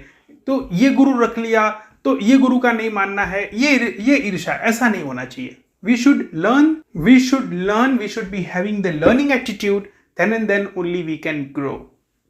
This is an area, right, कि जो आप क्लीन कर सकते हो कल से। तो उन्होंने कहा कि कल मैं आपको बता दूंगा कि कहां पर झाड़ू है, कहां पर पोछा है। तो मैंने कहा भाई कल क्यों, आज ही आप मुझे बता दीजिए। उस दिन से मैंने झाड़ू पकड़ लिया और मैं थोड़ा सा सेवा करने जाता हूं। मेरा कुछ इतना है नहीं, लेकिन थोड़ा सा मैं जितना कर पाता हूं मैं रोज करने का कोशिश करता हूं, जाता हूं। तो मेरा इससे क्या बेनिफिट हुआ, right, what I got to learn from this methodology. हमारा वहां पर डिवोटीज के साथ बातचीत होता, हालांकि वो सभी लोगों को ऋत्विक के बारे में अच्छा चीजें पता है, सारा चीजें पता है। तो मैंने कहा कि भाई आपको जब ऋत्विक के बारे में पता है, प्रभुपाद जी लेटर में लिख के गए, तो उन्होंने कहा देखिए प्रभुपाद जी ने ये भी लिखा कि मेजोरिटी विंस, ठीक है। जीबीसी को जो मैं टॉप लेवल के लोग बैठे हैं, जैसे आप भी जानते हो कि हार्वर्ड के लोग वहां पर है, तो टॉप कॉलेज के लोग वहां पर होते हैं, टॉप लेवल के इंटेलेक्चुअल्स वहां पर होते हैं, बड़ा टीम है और वोटिंग्स भी होती है हमारी सबकी। तो बेस्ड ऑन दैट गुरु परंपरा इज बेस्ट। और मुझे सबसे ज्यादा जो है इस्कॉन में से सीखने को मिला वो ये है कि हर एक लोगों में अच्छाई देखो, राइट। ये जो है भक्त बुरा है, राइट, ये दुनिया को वैकुंठ धाम बनाना है, राइट, ये आइडियोलॉजी नहीं होना चाहिए। हो सकता है हर एक लोगों को सिर्फ बताना नहीं, लेकिन दिल से उनके बारे में अच्छा सोचना है, अच्छा करना है। यहां पर जो है आपके पेरेंट्स को भी अच्छा बताया गया कि आपके पेरेंट्स जो है आपको उनका सेवा करना चाहिए, टेक केयर करना चाहिए। ऐसा नहीं है कि सब कुछ छोड़ छाड़ के इधर आ जाओ, आपका ड्यूटी है, आप अपना ड्यूटी अच्छे से करो, ठीक है, आप अपना ड्यूटी अच्छे से करो और साथ में स्पिरिचुअल भी बनो, ठीक है। तो looking for goodness in everyone, चाहे डिवोटी हो ना हो, आपको उनके लिए अच्छा भावना रखना है। क्योंकि अगर आप निंदा करोगे तो आपका भक्ति में आप डाउनफॉल हो जाओगे, राइट। ये बहुत बड़ा लर्निंग है कि आप लोगों का निंदा करोगे तो आप क्या होगा, आपका स्पिरिचुअलिटी, आपका बिजनेस, सब कुछ आप डाउन में कर दोगे, राइट। भले आप निंदा मन से कर रहे हो, राइट, उसके लिए जोक्स बना रहे हो, हंस रहे हो दूसरों के ऊपर, ये नहीं होना चाहिए। उनके लिए अच्छा सोचो, राइट, ये चीज बहुत इंपॉर्टेंट है। और उन्होंने हमेशा लोगों के बारे में अच्छा बताया, अच्छा सोचा, कहीं पर भी क्रिटिसिज्म से बचे। हो सकता है कि शायद आप इस्कॉन के डिवोटी को मिले हो तो शायद आपके साथ ये एक्सपीरियंस ना हो, लेकिन मेरे साथ ये एक्सपीरियंस हुआ कि they were really very very good. आप खुद देखिए कि जब उनको पता चला कि मैं उनसे बुक रीडिंग में एडवांस्ड हूं, मैंने ज्यादा उनसे पढ़ा है, तो मेरे लिए और बुक्स लेकर आए, वो भी उन्होंने मुझे फ्री में दिया। गोलोक चार्ट है, वो भी उन्होंने मुझे दिया कि आप ये भी पढ़ो, ये भी स्टडी करो, राइट। तो कहने का मतलब क्या था, उनका हेल्पिंग एटीट्यूड था। और उनको ये भी पता नहीं था कि मैं ऋत्विक में फॉलो करता हूं या मैं जो है गुरु परंपरा सिस्टम में आता हूं। उन्होंने कोई गुरु का चर्चा नहीं किया, कोई ऋत्विक का चर्चा नहीं किया, बस मेरे साथ चर्चा किया। उनको जहां पर लगा कि जहां पर वो मेरे को हेल्प कर सकते हैं, उन्होंने दिल से करने का कोशिश किया और आज भी कर रहे हैं। उन्होंने ये बताया कि हर एक चीज को कृष्ण जी के साथ जोड़ो, ठीक है। कृष्ण कॉन्शियसनेस यही है। कृष्ण कॉन्शियसनेस का मतलब ये नहीं है कि ये दुनिया को वैकुंठ धाम बना दो, राइट। ये दुनिया बना क्यों है, कृष्ण की इच्छा की कृपा से बना है, कृष्ण जी का इच्छा है। उन्होंने मेरे को बहुत अच्छा टेक्निक बताया। उन्होंने कहा कि आप घर पे फिलोसॉफी मत डालो। पहले जब मैं ऋत्विक सिस्टम को फॉलो करता था तो पता नहीं मेरा ट्रेनिंग में कमी है, मैं I am not, once again मैं टेलिंग यू कि मैं ऋत्विक सिस्टम को क्रिटिसाइज नहीं करता, क्योंकि मैं आज भी उनको मानता हूं, मैं बहुत रिस्पेक्ट करता हूं, ठीक है। लेकिन जब मैं ऋत्विक सिस्टम में था तब मैं अल्टीमेटली पेरेंट्स को या फैमिली को फिलोसॉफी बहुत घर पे बताता था। तो यहां पर उन्होंने कहा कि देखिए घर पे फिलोसॉफी नहीं, ठीक है, घर पे कभी फिलोसॉफी मत करो, इससे आपके रिलेशनशिप खराब हो जाएंगे। घर पे जो आपके पेरेंट्स, आपके फैमिली कह रहे हैं ऐसा करो, राइट, उनका बात मानो तो आपका बात मानेगा। प्रभुपाद जी ने 6 महीने तक, प्रभुपाद जी जब यूएसए में गए तो उन्होंने बताया कि 6 महीने तक लोगों को फ्री में खाना खिलाया, हिप्पी को खुद बना बना के खिलाया, राइट। डोनेशन आता था, खाना बनाते थे, हिप्पी उसको खिलाते थे, राइट। 6 महीने बाद, राइट, एक हिप्पी को ऐसा हुआ कि प्रभुपाद जी इतनी उम्र में 60+, प्रभुपाद जी इतनी बड़ी उम्र में बुजुर्ग हो गए, इतना हमारे लिए मेहनत कर रहे हैं, तो उन्होंने कहा कि भाई मैं कुछ आपको हेल्प कराऊं। तो प्रभुपाद जी ने कहा भाई मैं कब का यही सोच रहा था, वेट कर रहा था कि कब आप बोलोगे, राइट। तो कहने का मतलब क्या था, ये मैं मेरा कल का एग्जांपल आपको दे रहा हूं, राइट, झूठ नहीं कह रहा हूं। मैं आपको कल का एग्जांपल ही दे रहा हूं, ज्यादा दूर का नहीं दे रहा हूं, मेरा खुद का फैमिली का कह रहा हूं मैं। कुछ बुक्स है राइट, रिसीव हुए थे हिंदी लैंग्वेज में, और वो उनकी तरफ से रिसीव हुए थे, वो संस्था की तरफ से रिसीव हुए थे जो ऋत्विक आइडियोलॉजी में मानती है। जैसे कि मैंने आपको बताया कि मैं बहुत ही इंस्पायर्ड था ऋत्विक आइडियोलॉजी से, तो उनकी तरफ से मेरे को कुछ बुक्स आए थे और वो हिंदी में आए थे। ठीक है, तो हिंदी में आए थे, तो मेरे को यहाँ पर एक अपॉर्चुनिटी लगा कि क्यों ना ये मैं वाइफ से रीड कराऊं। मैं उनको कहूंगा कि भाई ये हिंदी में है तो आप ये रीड कर दो, क्योंकि मेरा इतना हिंदी वीक है, मैं इंग्लिश में रीड कर दूंगा आपको। ठीक है, तो वो तो इतने इंस्पायर्ड नहीं थे इसको रीडिंग करने के लिए, लेकिन क्योंकि हिंदी बुक आए तो वो थोड़ा थोड़ा उस चीज को मेरे को रीड करके सुनाना शुरू किया। लेकिन उनको अच्छा नहीं लगा, तो just after reading few pages उन्होंने बंद कर दिया कि ये मेरे को इतना पसंद नहीं है, राइट, ये रीड नहीं करना चाहिए। अब मैं अगर उनको बाई फोर्स कहता कि आप मेरे को रीड करके ही दो तो that is not good, right. तो मैंने क्या करा, मैंने अंदर ही अंदर प्रे करना शुरू किया भगवान को कि भगवान प्लीज आप उनको कृष्णा भक्ति दे, कृष्णा भक्ति दे, कृष्णा भक्ति दे, इस तरीके से, कुछ भी फोर्स नहीं। ठीक है, विजुलाइज किया और उनके लिए कृष्णा भक्ति माना। ये चीज मैं इस्कॉन से सीखा। ये चीज मैंने जब प्रे किया, तो कल का ही मैं आपको इंसिडेंट बता रहा हूं, I have prayed like that for 1.5 hour. मैं मेरा काम भी करता था राइट, लेकिन जब भी मैं प्रे करता तो मैं उनके बारे में सोचता कि प्लीज आप उनको कृष्णा भक्ति दे, इस तरीके से। तो आई प्रेड फॉर 1.5 आवर, और वो सामने से आए। उन्होंने कहा कि भाई आपने बुक रीडिंग का बोला नहीं। मैंने कहा कि मैं आपकी वेट कर रहा था कि आप कब कहेंगे, मैं क्यों बोलूं। And that Radha Rani technique worked, that technique worked. उन्होंने सामने से कहा, सामने से वो बुक रीड की है और उनको ज्यादा अच्छा लगा।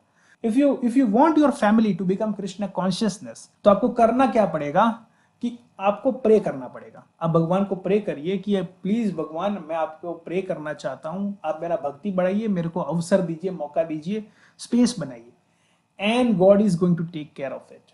ठीक है, तो बाकी झगड़ा से राइट, बाकी झगड़ा से सॉल्यूशन नहीं होगा। आप प्रे करोगे, जो अभी आपको आपको प्रॉब्लम्स हो रहे हैं ना लोगों के साथ, फैमिली के साथ, फ्रेंड्स के साथ, आप प्रे करिए।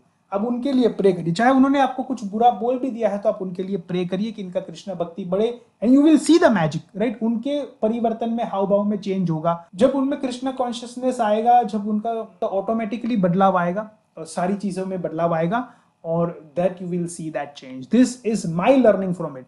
और एंड में सीखा Vaishnavism right. Vaishnavism is like that कि दूसरों को हमेशा आगे रखो राइट, आप पीछे रहो। फॉर एग्जाम्पल कोई भी प्रसाद दे रहा हो या कोई चीज आपके घर में, फॉर एग्जाम्पल केक है, ठीक है, अब केक का एक पीस है, अब एक पीस है, फैमिली बड़ा है, तो ऐसा नहीं कि भाई ये केक में मैं हड़प लेना चाहूंगा, मैं किसी को नहीं दूंगा। No, you just give it to others, क्योंकि आप ये चीज समझिए कि आप भोक्ता नहीं है राइट।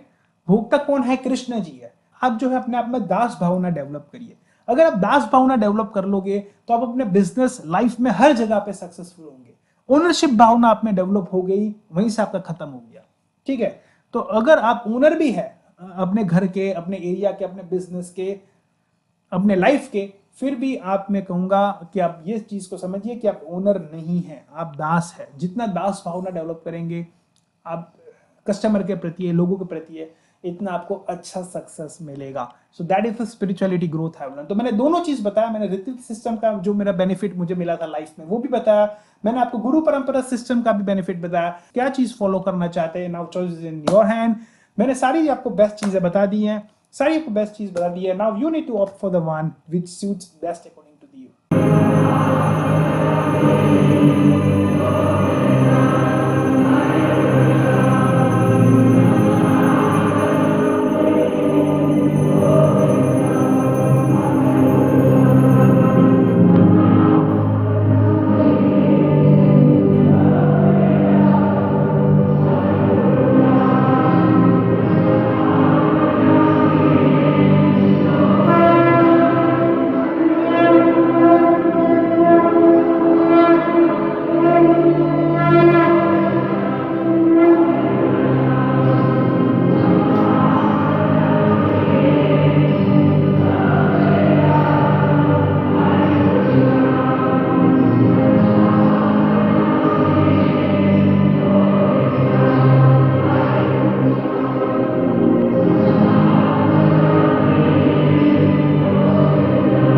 फर्दर क्वेश्चन आता है, how to analyse the potential for my products for e commerce export. कि मेरा प्रोडक्ट चलेगा कि नहीं ई कॉमर्स में, इसका मैं अच्छी तरीके से पोटेंशियल एनालिसिस, एक रिसर्च कैसे करूं। ये देखिए, ये वेबसाइट है दोस्तों amazon.com। अब यहाँ पर आपको कोई भी एक प्रोडक्ट जहाँ पर आप उनका पोटेंशियल चेक करना है कि ये चलेगा कि नहीं, तो यहाँ से आपको चूज करना है। यहाँ पर आप रिसर्च कर सकते हो। अब जो भी प्रोडक्ट आपको जिनका रिव्यूज अच्छा लगे, जिनका आपको प्राइसिंग अच्छा लगे, राइट, कि इसमें मेरा स्कोप है कि नहीं है, क्योंकि कभी कभी क्या होता है कि बहुत सारे सेलर होते हैं, वहां पर आप प्रोडक्ट पुट अप करते हो तो दूसरों का चलता है, क्योंकि उनके आप देखिए 21,000 प्लस इनके रिव्यूज है। अब क्या आपका प्रोडक्ट ये चलेगा, राइट। तो सबसे पहले तो आप नॉर्मल जब रिसर्च करते हो ना, तो पहले प्रोडक्ट्स आप ऐसे चेक करें कि जिसका ब्रांड क्वेरी ना हो। ब्रांड क्वेरी का मतलब क्या हो कि जो स्पेसिफिक ब्रांड से मांगेगा उसमें आपका स्कोप नहीं होगा, राइट। तो ये हमको ध्यान में रखना है। तो अब क्या करना है, ये रिसर्च करने के बाद आप इसका एशियन नंबर जो है वो नोट कर लो, राइट। तो एशियन नंबर कहाँ होता है, नॉर्मली ये आपको डीपी के बाजू में यहाँ पर मिल जाएगा, ये एशियन नंबर है, ठीक है, ये वाला। इसको आपको कॉपी कर लेना है।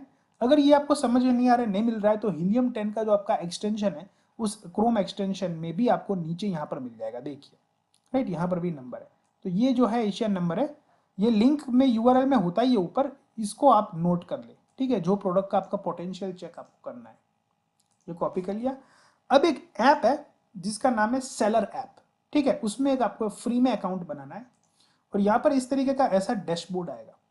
यहाँ पर एशियन नंबर आप जो है वहां पर एंटर कर लीजिए, Ctrl+V। यहाँ पर देखिए आपको दो चीजें मिलेगा, keyword tool, your product intelligence. तो कीवर्ड, क्योंकि आपका जब लिस्टिंग होगा तो आपको कीवर्ड भी डालना पड़ेगा, वो भी चीज है, लेकिन यहाँ पर हम चेक करेंगे प्रोडक्ट इंटेलिजेंस, राइट, जो हम एक्चुअली जो आप कह रहे हो कि we want to check the analysis. Keyword का दोस्तों मैं पहले भी मेरे ई कॉमर्स के वीडियो में कवर कर चुका हूँ कि how to search out the best keywords, तो वो भी आप मेरे वीडियोस चेक कर सकते हैं। आप यूट्यूब में एक बार मेरा प्लेलिस्ट आप चेक करेंगे ना, राइट, सारा स्टेप बाय स्टेप, तो आपको सारी इन्फॉर्मेशन मिलेगी। बाकी जब आप मेरे को डायरेक्ट पूछेंगे, राइट, 1-to-1, तो वो भी मैं आपको बेस्ट तरीके से हेल्प करने का कोशिश करता ही हूँ।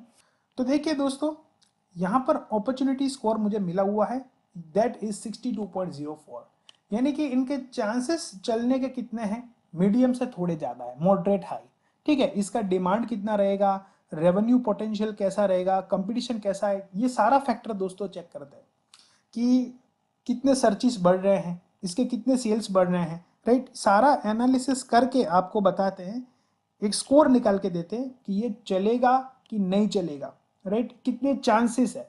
यहाँ पर आप सर्च कर सकते हैं अपने प्रोडक्ट्स, ठीक है। फ्यूचर में इसका कितना कंपटीशन रहेगा, मार्जिन्स आपके इसमें कैसे रह सकते हैं, आपका जो है प्रोडक्ट इनोवेशन स्कोप कैसा रहेगा, इसमें कुछ नयापन कर सकते हैं कि नहीं, ठीक है। तो ये सारा फैक्टर में डाल के सारा आपको एस्टिमेट ऑर्डर्स कितने आ सकते हैं, सारा चीज़ यहाँ पर दिया गया है। अब यहाँ पर देखिए दोस्तों, यहाँ पर जो है आप estimated sales and revenue track कर सकते हैं, आपका पोजीशन कैसा आएगा, राइट, आपका टॉप में आएगा या आपका जो है नीचे प्रोडक्ट लिस्ट होगा, ये पहले से पता चल जाएगा। क्योंकि वरना क्या होता है, आप प्रोडक्ट जब लिस्ट करते हो ना, तब आपको पता चलता है वो मेरा तो बहुत पीछे आया, राइट, अब तो मेरा कहाँ सेल बढ़ेगा। यहाँ पर आप पहले से चेक कर सकते हैं, ठीक है। यहाँ पर आप गेट स्टार्टेड, एनालिसिस हो रहा है, तो सारे फैक्टर को एनालिसिस करते हैं। चलिए तो फर्दर क्वेश्चन लेते हैं। GST department is asking for IEC code for GST approval, how startup can solve such case. GST department के लोग आईईसी कोड मांग रहे हैं और जीएसटी अप्रूवल नहीं हो रहा है उनके बिना, तो ये स्टार्टअप कैसे सॉल्व करे। तो ऐसे केसेस मेरे पास आए हैं दोस्तों, तो इसका सॉल्व हम कैसे कर सकते हैं, तो ये समझना पड़ेगा कि जब भी आप जीएसटी अप्लाई करें, ठीक है, और अगर आपने उसमें एक्सपोर्ट इंपोर्ट बिजनेस डाला हुआ है, तो सबसे पहले तो आप डिपार्टमेंट को कन्विंस करने का कोशिश करिए कि देखिए, सबसे पहले हमारा जीएसटी आएगा, उसके बाद उसके ऊपर से बैंक अकाउंट खुलेगा, बैंक अकाउंट के बाद हमको आईसी कोड हमारे फर्म का मिलेगा, तो काइंडली आप ये अप्रूवल करें। लेकिन फिर भी अगर डिपार्टमेंट मना कर रहा है कि नहीं ऐसा नहीं चलेगा, तो उस संदर्भ में आप क्या कर सकते हैं, आप अपना कैटेगरी ऑफ बिजनेस है वहां पर आप एक्सपोर्ट इंपोर्ट हटा दें, ठीक है। उसके बदले आप डोमेस्टिक बिजनेस रखें, होलसेलिंग बिजनेस रखें, रिटेलिंग रखें, क्योंकि हमारे एक्सपोर्टर लोकल में भी काम करने चाहिए, राइट। हम केवल एक्सपोर्ट करेंगे ऐसा भावना नहीं होना चाहिए, राइट। अगर आपको कोई लोकल से डिमांड आएगा तो आप नहीं करेंगे, राइट। तो हमारे जो एक्सपोर्टर है वो लोकल में भी अच्छा कर सकते हैं और लोकल में भी अच्छा कर रहे हैं काफी। तो आप जो है पहले लोकल बिजनेस से अप्रूवल लीजिए, ठीक है। आपको अप्रूवल मिल जाता है, फिर आप जो है आईसी कोड लेके फिर आप उसमें आईसी का कैटेगरी भी आप एडिट कर सकते हो उसमें पोर्टल में जाके। ठीक है, तो ये एक तरीका हो गया। दूसरा तरीका, अगर अगर फिर भी ये अगर वर्क नहीं कर रहा है तो आप जो है आईसी कोड सेविंग अकाउंट का ले सकते हैं। आपका प्रोप्राइटर का कंपनी है, वहां पर आपका पर्सनल पान कार्ड होगा, तो पर्सनल पान कार्ड में आप सेविंग अकाउंट से अप्लाई कर दीजिए आईसी कोड, और उससे आप डिपार्टमेंट को बता दें और आपका जीएसटी कोड आ जाएगा। Once you get the GST code, उससे आप बैंक का करंट अकाउंट खुलवा ले। बैंक का करंट अकाउंट जब आपका खुल जाता है तो आपका जो पुराना आईसी कोड है जो आपने सेविंग से लिया था उसको आप सरेंडर करवा दे, राइट। क्योंकि एक्चुअली क्या होता है, एक पान कार्ड से आपका एक ही आईसी कोड बनेगा, राइट। तो आपका प्रोप्राइटर में भी आपका जो पान कार्ड है तो पर्सनली जाएगा। ठीक है, तो आपको क्या करना पड़ेगा, पुराना आपका जो कोड है उसको आप कैंसिल करा दे, सरेंडर करा दीजिए, और फिर आपका बिजनेस का अकाउंट से आप आईसी कोड लीजिए। ठीक है, तो इस तरीके फिर आप वो वापस डिपार्टमेंट को दे सकते हैं या पोर्टल में आप अपग्रेड कर सकते हैं। ये कुछ मेरे सुझाव है जहां पर आप ये इश्यू को सॉल्व कर सकते हैं। फर्दर क्वेश्चन आ रहा है, how to properly trade in commission basis deals. देखिए दोस्तों, आमतौर पे स्टार्टअप को कमीशन बेसिस डील में नुकसान होने के मैक्सिमम चांसेस है, खास करके लोग जो एग्री में करते हैं कमीशन बेसिस डील। तो कमीशन बेसिस डील में क्या होता है दोस्तों कि फिक्स प्राइस नहीं मिलता। फॉरेन कंट्री में जो प्राइस आपको मिलता है, सेल्स वहां पर जो होता है वो प्राइस आपको एक्सेप्ट कर लेना होता है, और जो ब्रोकर आपको फॉरेन कंट्री में सेल करवा के देता है वो सेल्स वैल्यू के ऊपर एक कमीशन फी चार्ज करता है परसेंटेज में, इसलिए इसको कमीशन बेसिस कहते हैं। जो जहां पर वो आपसे फिक्स प्रॉफिट में काम नहीं करता, कमीशन बेसिस के ऊपर काम करता है। अब इसमें नॉर्मली क्या होता है कि जो आपको डाटा रिसीव होते हैं फॉरेन कंट्री में कितने में बिका, राइट, वो आपको एक्सेल फाइल में दिया जाता है जो ऑथेंटिक नहीं होता काफी केसेस में। तो अगर आपको ये, पहले तो स्टार्टअप को अवॉइड करना चाहिए ये कमीशन बेसिस डील, क्योंकि उसमें लॉस होने के बहुत चांसेस है। लेकिन फिर भी अगर आपको कमीशन बेसिस डील करना ही है, राइट, क्योंकि आपका सप्लाई है खुद का, राइट, आपको बड़े लेवल के बायर चाहिए जो नहीं मिल रहे हैं, आपको कमीशन में सप्लाई करना है, उस संदर्भ में आप ऐसे कर सकते हैं कि फॉरेन कंट्री में आप उनसे ऐसा कॉन्ट्रैक्ट कराएं, ऐसा आग्रह रखें कि वहां पर लोकल लेवल के सेल्स बिल वो आपको दे, जो लोकल सेल्स इनवॉइस होते हैं, राइट, वो आपको दे, ना केवल एक्सेल शीट, क्योंकि एक्सेल शीट में तो कोई भी एडिट अमेंड कर सकता है। सो लोकल लेवल के जो आपको सेल्स बिल मिल रहे हैं वो जो जनरेट होते हैं वो आप अपने ब्रोकर के पास से ले, राइट, और उससे आपको पता चलेगा, ऑथेंटिसिटी आपको मिल सकती है कि ये इतने में ही बिका। बाकी बेस्ट ऑप्शन ये है कि आपको वहां पर जाना चाहिए फॉरेन कंट्री में और सेल्स का एक्टिविटी मॉनिटर करना चाहिए, और उससे भी बड़ा तरीका ये है कि आपका खुद का सेटअप होना चाहिए, और जब आप वहां पर सेल करते हैं तो आपको प्रॉपर तरीके से इसका बेनिफिट मिलता है। फर्दर क्वेश्चन ये आ रहा है, how to control the mind, why I am unable to control my mind in spite of watching so many motivational video। बहुत सारे मोटिवेशनल वीडियोस देखने के बाद भी जो है मेरा माइंड जो है कंट्रोल क्यों नहीं हो पा रहा है। देखिए दोस्तों, कलयुग का अगर मैं बात करूं शास्त्रों की, तो माइंड कंट्रोल कलयुग में नहीं बताया गया है कि होगा, राइट। मेजोरिटी केस में माइंड कंट्रोल कलयुग में करना बहुत मुश्किल है, इसलिए माइंड कंट्रोल का एक ही सिंपल तरीका बताया गया है शास्त्र में कि आपको चैंट करना है हरे कृष्ण महामंत्र। और जब आप चैंट करते हो तो अब आप सुनो, राइट, आप लिसन, आप मन से मत करो, क्योंकि मन में क्या है, आपका वो टेम्परामेंट अभी नहीं बना है कि आप मन से चीजें अच्छी तरीके से करें। तो आप क्या करिए, आप जापा क्या किसको कहते हैं कि आप बोल रहे हो उसको आप सुन रहे हो, जैसे हरे कृष्ण कृष्ण कृष्ण हरे हरे, हरे राम राम राम हरे हरे। तो ये क्या है, आपने सुना, ठीक है। तो ये जब आप लिसनिंग फैकल्टी को इंप्रूव करते हो तो ये आपका माइंड कंट्रोल होता है। बेसिकली माइंड कंट्रोल करने के लिए आपको क्या करना पड़ता है, माइंड को एक दिशा देनी पड़ती है, डायरेक्शन देना पड़ता है। अगर आप डायरेक्शन नहीं दे पाते हो तो माइंड भटकता रहता है। तो माइंड को हमेशा टास्क दो कि ये आपको करना है, ये आपको करना है, अब ये करना है, ये करना है। माइंड के मालिक बनो आप, वरना माइंड मालिक बन जाएगा तो तकलीफ होगा आपको, ठीक है। Bank is offering 0 charges for conversion, is it possible. देखिए, कोई भी बैंक जो है वो फ्री सेवा नहीं करेगा, राइट। ये अलग अलग प्राइवेट बैंक्स अलग अलग कंसेप्ट लाते हैं कि भाई हम कन्वर्जन चार्जेस 0 रहेंगे, यहाँ पर अकाउंट खुलवाइए, यहाँ पर कन्वर्जन चार्जेस नहीं रहेगा। लेकिन क्या करेंगे ये लोग, भले dollar to INR conversion charges शायद आपको 0 बता दे, लेकिन अलग अलग उसका नाम चेंज करके आपसे चार्ज करेंगे। हो सकता है कि आपको कन्वर्जन की चार्ज की बजाय कोई प्लेटफॉर्म चार्ज या फिर डॉलर टू INR चार्ज या कुछ अलग चार्ज लगा देंगे ये लोग, और फिर आपसे चार्ज करेंगे। नॉर्मली मैं सिर्फ आपको इतना बता रहा हूँ कि 0.20 स्टार्टअप जब काम करते हैं, बैंक में अकाउंट खुलवाते हैं, राइट, अपना करंट, तो नॉर्मली 0.20 से अगर आप अंदर रेट ले लेते हो तो आप अच्छा आपने काम किया है, ठीक है। लेकिन आप 0.20 से ज्यादा रेट दे रहे हो कन्वर्जन का, then it is very difficult. ये आपको नेगोशिएट करना पड़ेगा, बैंक का फिक्स चार्ज नहीं होता। किसी को 0.03 भी मिल रहा है, किसी को उससे भी कम मिल रहा है, और कोई 1 रुपया भी दे रहा है। तो डॉलर से INR में जो कन्वर्जन चार्ज आपके कट होते हैं या फिक्स एक फी कट होती है, वो आपको जानने के लिए सबसे बढ़िया तरीका क्या है, आप बैंक को मेल भेजो कि मान के चलिए मेरे $10,000 आज आए हैं, मेरे को कितना मिलेगा, सारा चीज़ आप मुझे मेल में कंफर्मेशन दीजिए। तो मेल में आपको मिलेगा कि $10,000 अगर आपको आए हैं तो इतना इतना इतना आपका बैंक कट करके देगा, राइट। ये चीज़ सही है, राइट। इस तरीके से आपको ट्रैक करना पड़ेगा। बाकी बोलने में आप मत रहिएगा, बोलने में प्रॉब्लम हो जाएगा, बोलने में वो लोग बता देंगे 0 चार्ज है, फिर आपके पास होगा नहीं कोई रिटर्न चीज़, तो आपको मुश्किल हो सकती है at the time of when you will receive the funds, right. तो ये चीज़ आप थोड़ा ध्यान में रखिएगा। Further, what is kirtan, how it is different from japa. तो देखिए दोस्तों, सबसे पहले मैं कीर्तन आपको समझाऊंगा कि कीर्तन क्या है, फिर मैं आपको जापा समझाऊंगा। तो कीर्तन यह है कि जो आम तौर पे बेसिक लेवल की डेफिनेशन कहूं तो वो ट्यून में होता है। जैसे हरे कृष्णा कृष्ण कृष्ण हरे हरे, हरे राम राम राम हरे हरे। तो ये क्या है, ये कीर्तन। अब जापा क्या है, जापा क्या है, डिसिप्लिन तरीके से होता है, डिसिप्लिन तरीके से फास्ट होता है। जहां पर ट्यूनिंग की इतनी नहीं महत्व है, वहां पर लिसनिंग का बहुत ज्यादा महत्व है, right. There is no kind of an drum enjoyment और अ म्यूजिकल इंस्ट्रूमेंट।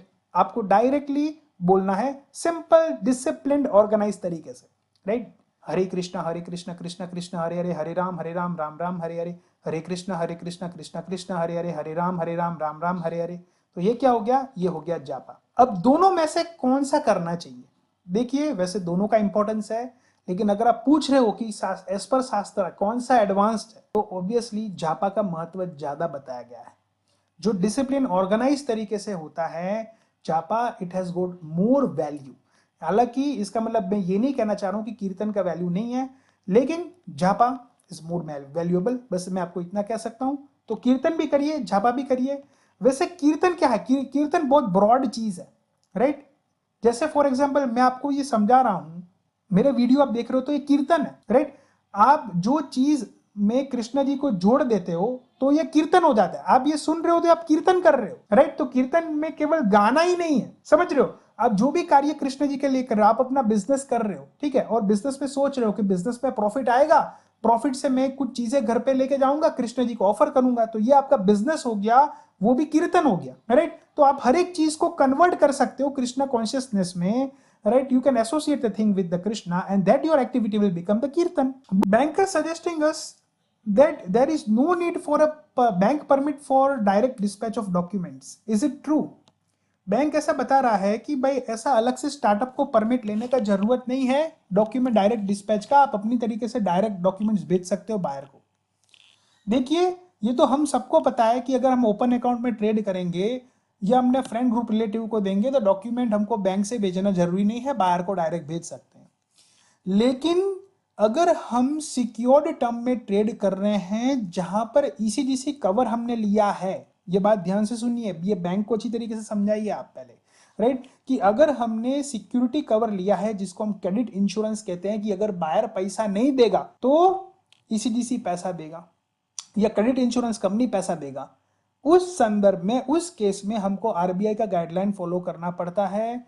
और रूल ये है कि आपको बैंक से एक अप्रूवल लेना पड़ेगा डायरेक्ट डिस्पैच का, राइट। क्योंकि आप बैंक को बताइए कि हम फ्रेंड ग्रुप रिलेटिव को नहीं भेज रहे कंटेनर, आप डायरेक्टली क्या भेज रहे हो, बता रहे हो कि कोई परमिट का जरूरत नहीं है, हमें भी बताया परमिट का जरूरत नहीं है, लेकिन हम फ्रेंड ग्रुप रिलेटिव को नहीं दे रहे, हमने क्रेडिट इंश्योरेंस लेके रखा है, हम क्रेडिट इंश्योरेंस लेने वाले हैं। उस केस में अगर हमारा डिफॉल्ट हो गया बायर, तो हमको जो है गवर्नमेंट से पैसा लेना है, राइट। तो इस केस में आप जो है हमको ये डायरेक्ट डिस्पैच ऑफ डॉक्यूमेंट्स का परमिशन दीजिए, राइट, अपने लेटर पैड में।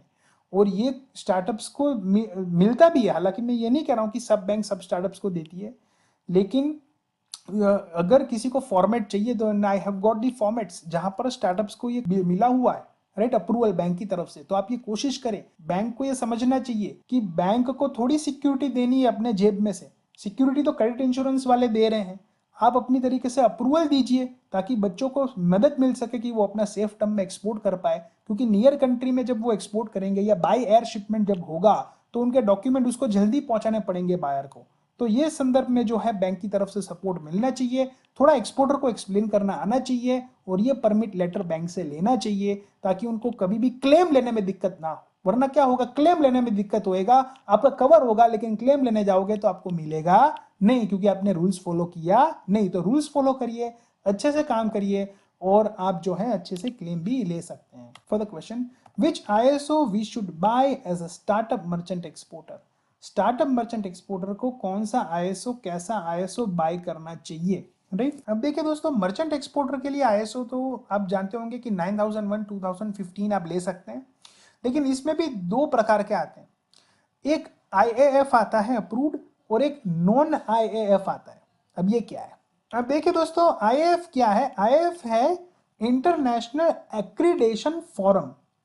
ये क्या है, ये एक संस्था है जो आपका कंपनी का ऑडिट करता है, ठीक है, चेक करता है, रिपोर्ट चेक करता है, डॉक्यूमेंट्स चेक करता है, अकाउंटिंग चेक करता है, उसके बाद आपको ISO सर्टिफिकेशन इश्यू करके देता है जिसको हम कहते हैं IAF ISO, ठीक है। यानी कि ये ISO IAF अप्रूव्ड है। और नॉन IAF ISO में क्या होता है कि कोई भी प्रकार का इस तरीके से ऑडिट चेकिंग कुछ नहीं होता, केवल पैसा भरो सर्टिफिकेट लो। तो बायर जो है, अगर बायर की नजरों में आप ऊंचे होने चाहते हैं, क्योंकि ISO क्यों लोग लेता है मर्चेंट, जरूरत तो नहीं है, मैंडेटरी तो नहीं है, ये इसलिए लेता है क्योंकि उसका क्रेडिबिलिटी बढ़े। तो if you want to buy it just for the sake of your credibility, तो फिर आपको IAF ISO लेना चाहिए। Further, why in Hindu everything is God. Hindu में एवरीथिंग भगवान क्यों है, मैं भी भगवान तू भी भगवान। देखिए दोस्तों, ऐसा हिंदू में कुछ नहीं है। ऐसा कुछ लोग बताते हैं, ऐसे कुछ वीडियोस मेरे पास भी आए हैं कि मैं भी भगवान तू भी भगवान। ऐसा हमने तो कहीं पढ़ा नहीं है, नहीं ऐसा कोई शास्त्र में है।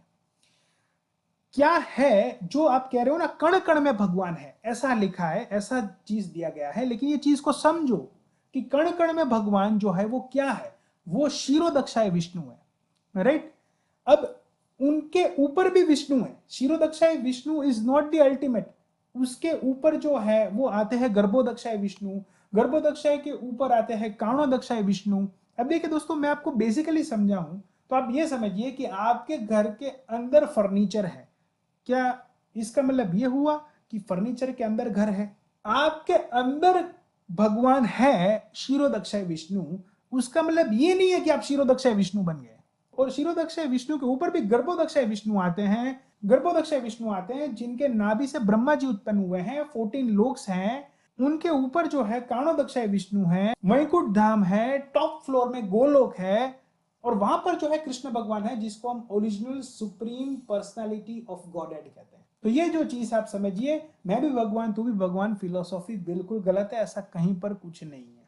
इसके पीछे एस लगना चाहिए, राइट, गॉड्स, राइट, सारा चीज भगवान का है, GOD फिर एपोस्ट्रोफी S, राइट, ये चीज ठीक है। किसी ने बोल दिया, वो माइंड में रहता है, उसका क्या करे sir, how to take this situation of rejection.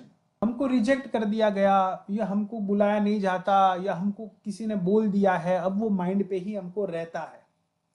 देखिए दोस्तों, इनका सॉल्यूशन क्या है, सबसे पहले तो आपको दूसरों का निंदा करना बंद करना पड़ेगा। क्रिटिसिज्म एक लॉन्ग टर्म में आपको बहुत प्रॉब्लमेटिक चीज आपको करवाता है। जब एक आप क्रिटिसिज्म बंद करोगे ना, तो आपको बुरा लगना भी कम हो जाएगा, राइट। ये थोड़ा आप कोशिश करिए कि जितना कम हो सके उतना मजाक में भी ना करें क्रिटिसिज्म। कंस्ट्रक्टिव क्रिटिसिज्म अलग चीज है दोस्तों, राइट। किसी को आप हेल्प करने के लिए क्रिटिसाइज कर रहे हो, that is called constructive criticism. लीवो बात में नहीं कर रहा हूं, लेकिन सिंपल कोई लोग निंदा कर रहे हैं मजाक के लिए, जोक्स के लिए, हंसी के लिए, वो नहीं करना चाहिए। ये सबसे पहला सीखो। अब दूसरा चीज जो है, मैं आपको आगे के क्वेश्चन में मैंने कवर किया है, वो मैं आपको बताना चाहूंगा, उससे आपको समझ में आ जाएगा ये। So we will carry forward this situation in the further question, ठीक है। तो यहां पर जो क्वेश्चन है, I am in situation of physical pain, ठीक है, I can feel the pain of headache in spite of taking medicine, how can I recover faster so that I can start my work earliest. काफी मेरे को question आते हैं इस तरीके से कि सर हम बिजनेस करना चाहते हैं, वर्क करना चाहते हैं, बार बार बीमार पड़ रहे हैं, बार बार इश्यूज आ रहा है, हम वर्क नहीं कर रहे हैं, हम फ्लो में नहीं काम कर सकते हैं, तो इसके लिए हम क्या करें। देखिए दोस्तों, सिंपल सी बात है, मैं आपको चैप्टर 5 सजेस्ट करता हूं भगवत गीता का, उसमें आपको एक ही श्लोक सजेस्ट कर रहा हूं, only one shloka, right, that is श्लोक चैप्टर 5 श्लोक 29।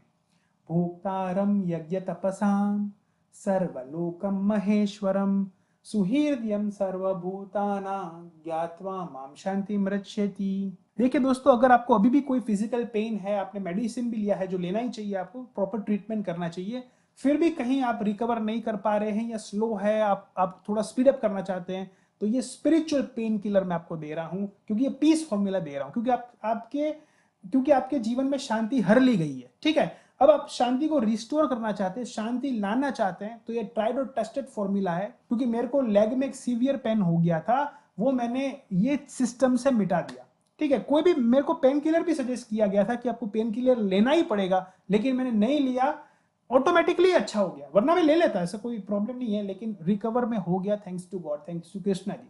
तो आप केवल सुनिएगा ये चीज, ठीक है, सुनिएगा, if you are in such a physical pain. भोक्तारम यज्ञ तपसाम सर्वलोकम महेश्वरम सुहृदयम सर्वभूतानां ज्ञात्वा माम शांति मृच्छति। अब ये चीज है, आपको बार बार रिसाइट करना पड़ेगा। ठीक है, थोड़ा ट्राई करिएगा, at least you do it for 15 minutes और 20 मिनट्स, ये कंटिन्यूअसली रिसाइटेशन करिए संस्कृत में।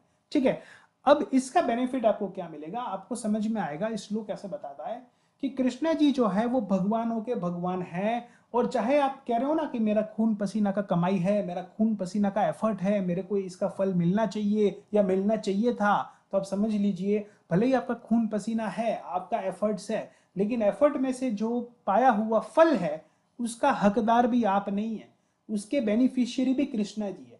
ठीक है, लेकिन कृष्णा जी बुरे नहीं है, सब छीन नहीं लेना, उसका कृष्ण जी का वृत्ति नहीं है कि सब छीना जाए, राइट। कृष्ण जी हमेशा पालन पोषण सबका करना जानते हैं और करते हैं। ठीक है, तो कृष्ण जी जो ये श्लोक में पूरा यही समझा गया है कि आप बिल्कुल चिंता ना करें, इंस्पाइट ऑफ भगवान भगवानों के भगवान हैं, लेकिन फिर भी आपका पालन पोषण करेंगे, आपके साथ है, आपका भला सोचते हैं, आपके लिए भला करते हैं। ये जब आप रिसाइटेशन करेंगे, भोक्तारम यज्ञ तपसाम सर्वलोकम महेश्वरम सुहृदयम सर्वभूतानां ज्ञात्वा माम शांति मृच्छति, you will see your pain going down gradually, right. कितना डेडिकेशन से आप ये चीज करते हो भगवत गीता का, क्योंकि ये पीस फॉर्मूला है, राइट। शांति मृच्छति, you will achieve the peace, ज्ञात्वा केवल जानने से, फॉलो करना, पालन करना, ये करना कुछ नहीं, सिंपल समझिए, ज्ञात्वा माम शांति मृच्छति, मेरे को जानने से शांति आप अचीव कर लेंगे, इतना सिंपल बात है, कुछ नहीं है इसमें। अगर प्रीवियस 2 क्वेश्चन में आपके पेन का अगर रिलीफ आपको नहीं मिला हुआ है, तो ये क्वेश्चन का आंसर डेफिनेटली सॉल्यूशन आपको देगा, ये मेरा विश्वास है। Convert to Krishna, I feel like converting to Krishna consciousness after watching your videos. तो यहां पर एक क्लाइंट ने बताया कि क्या मैं कृष्ण जी को मानने लगूं, क्या मैं कृष्ण जी को ही मानूं, क्योंकि अभी मुझे ऐसा लग रहा है आपके वीडियोस देखने के बाद कि Krishna is the supreme and the original personality of God. और यहां पर मेरा आंसर होगा नो, राइट। मैं यहां पर यस नहीं कह रहा हूं, मैं क्या कह रहा हूं, माय आंसर इज नो। क्योंकि अगर आप कृष्ण जी को अचीव करना चाहते हो तो आपको क्या करना पड़ेगा, आपको अपना धर्म, अपना ड्यूटी फॉलो करना पड़ेगा। कृष्ण जी कृष्ण के नाम लेने से नहीं आ जाते। अरे भगवान तो बहाना ढूंढते हैं कि किसके मेरे को कृपा बरसानी है, इसके ऊपर कुछ ही ऐसा कर दे कि मैं कृपा बरसा दूं, इतने कृपालु हैं। अब मैं यहाँ पर प्रहलाद महाराज का स्टोरी कहना चाहूंगा। शास्त्र में से प्रहलाद महाराज कोई कृष्ण भक्त नहीं थे, हालांकि प्रहलाद महाराज डे 1 से कृष्ण भक्त थे, लेकिन प्रहलाद महाराज का प्रीवियस बर्थ का मैं बात कर रहा हूं कि वो उनको कृष्ण भक्ति डे 1 से मिला। जब वो अपने माता के गर्भ में थे तब से उनको कृष्ण भक्ति मिलना शुरू हो गया। वाई? क्योंकि उनके प्रीवियस लाइफ में उन्होंने ऐसा कर दिया कि कृष्ण जी का दिल जीत लिया। तो आपको करना क्या है, कृष्ण जी का दिल जीतना। कृष्ण जी का दिल आप कैसे जीत सकते हो, अपना धर्म, अपना ड्यूटी फॉलो करके, किसी को सच्चा प्रेम करके आप कृष्ण जी का दिल जीत सकते हो। प्रीवियस बर्थ था उसमें वो कृष्ण भक्त बिल्कुल नहीं थे। उन्होंने एक वुमन से बहुत ही सच्चा प्रेम किया और उन्होंने वुमन को बुलाया कि आप मंदिर पे आइएगा और यहां से हम हमारा लव स्टोरी कंटिन्यू करेंगे। तो ये तो पहुंच गए मंदिर पे, लेकिन इनका गर्लफ्रेंड आया नहीं। ये इंतजार करते रहे ना खाए ना पिए, लेकिन गर्लफ्रेंड के इंतजार में रहे और गर्लफ्रेंड आया नहीं। भगवान ने देखा कि अरे ये कुछ खाया भी नहीं पिया भी नहीं, एकादशी है, कितना अच्छा व्रत किया इन्होंने। इन्होंने कोई व्रत नहीं किया था, भगवान सब जानते थे, लेकिन भगवान चाहते थे कि इसका प्रेम मेरे को मेरे पास डाइवर्ट करवाना है। ठीक है, क्योंकि इन्होंने जिसको प्रेम किया उन्होंने उनको धोखा दे दिया, लेकिन इनका प्रेम सच्चा था। उनके पार्टनर ने ये चीज नहीं समझा, वो लड़की आया ही नहीं और भगवान ने इनको ब्लेसिंग दे दिया और नेक्स्ट जन्म में ये प्रहलाद बना, जिसको डे 1 से बहुत बड़ा भक्ति मिला और 12 महाजनों में से एक, जो भागवत का टॉप लेवल का जो इनका कथा है, इनका नॉलेज स्टडी आता है। तो कृष्णा कॉन्शियसनेस क्या है? प्रभुपाद जी कहते थे कि हम आपको भगवान का नाम दे रहे हैं कृष्णा, वो आप लीजिए। अगर आपके पास कोई भगवान का नाम है तो आप वो लीजिए। कब तो भगवान आपसे इंप्रेस कब होंगे? जब आप किसी चीज, किसी सिस्टम, किसी संप्रदाय को आप डेडिकेटेडली दिल से फॉलो करो, तो भगवान आपके साथ ही है, तो आप कृष्णा कॉन्शियसनेस में ही है। लेकिन ये ध्यान रखिए दोस्तों, लेकिन जब भी दोस्तों आपको ऐसा लगेगा कि आपका धर्म आपको धोखा दे रहा है, इससे आपको प्रोग्रेस नहीं मिल रहा है, इससे आपका डिमोशन ही डिमोशन हो रहा है, फिर आपको कृष्णा जी की तरफ देखना चाहिए, क्योंकि कृष्ण जी है वो अपने डिवोटी को कभी नहीं छोड़ते हैं।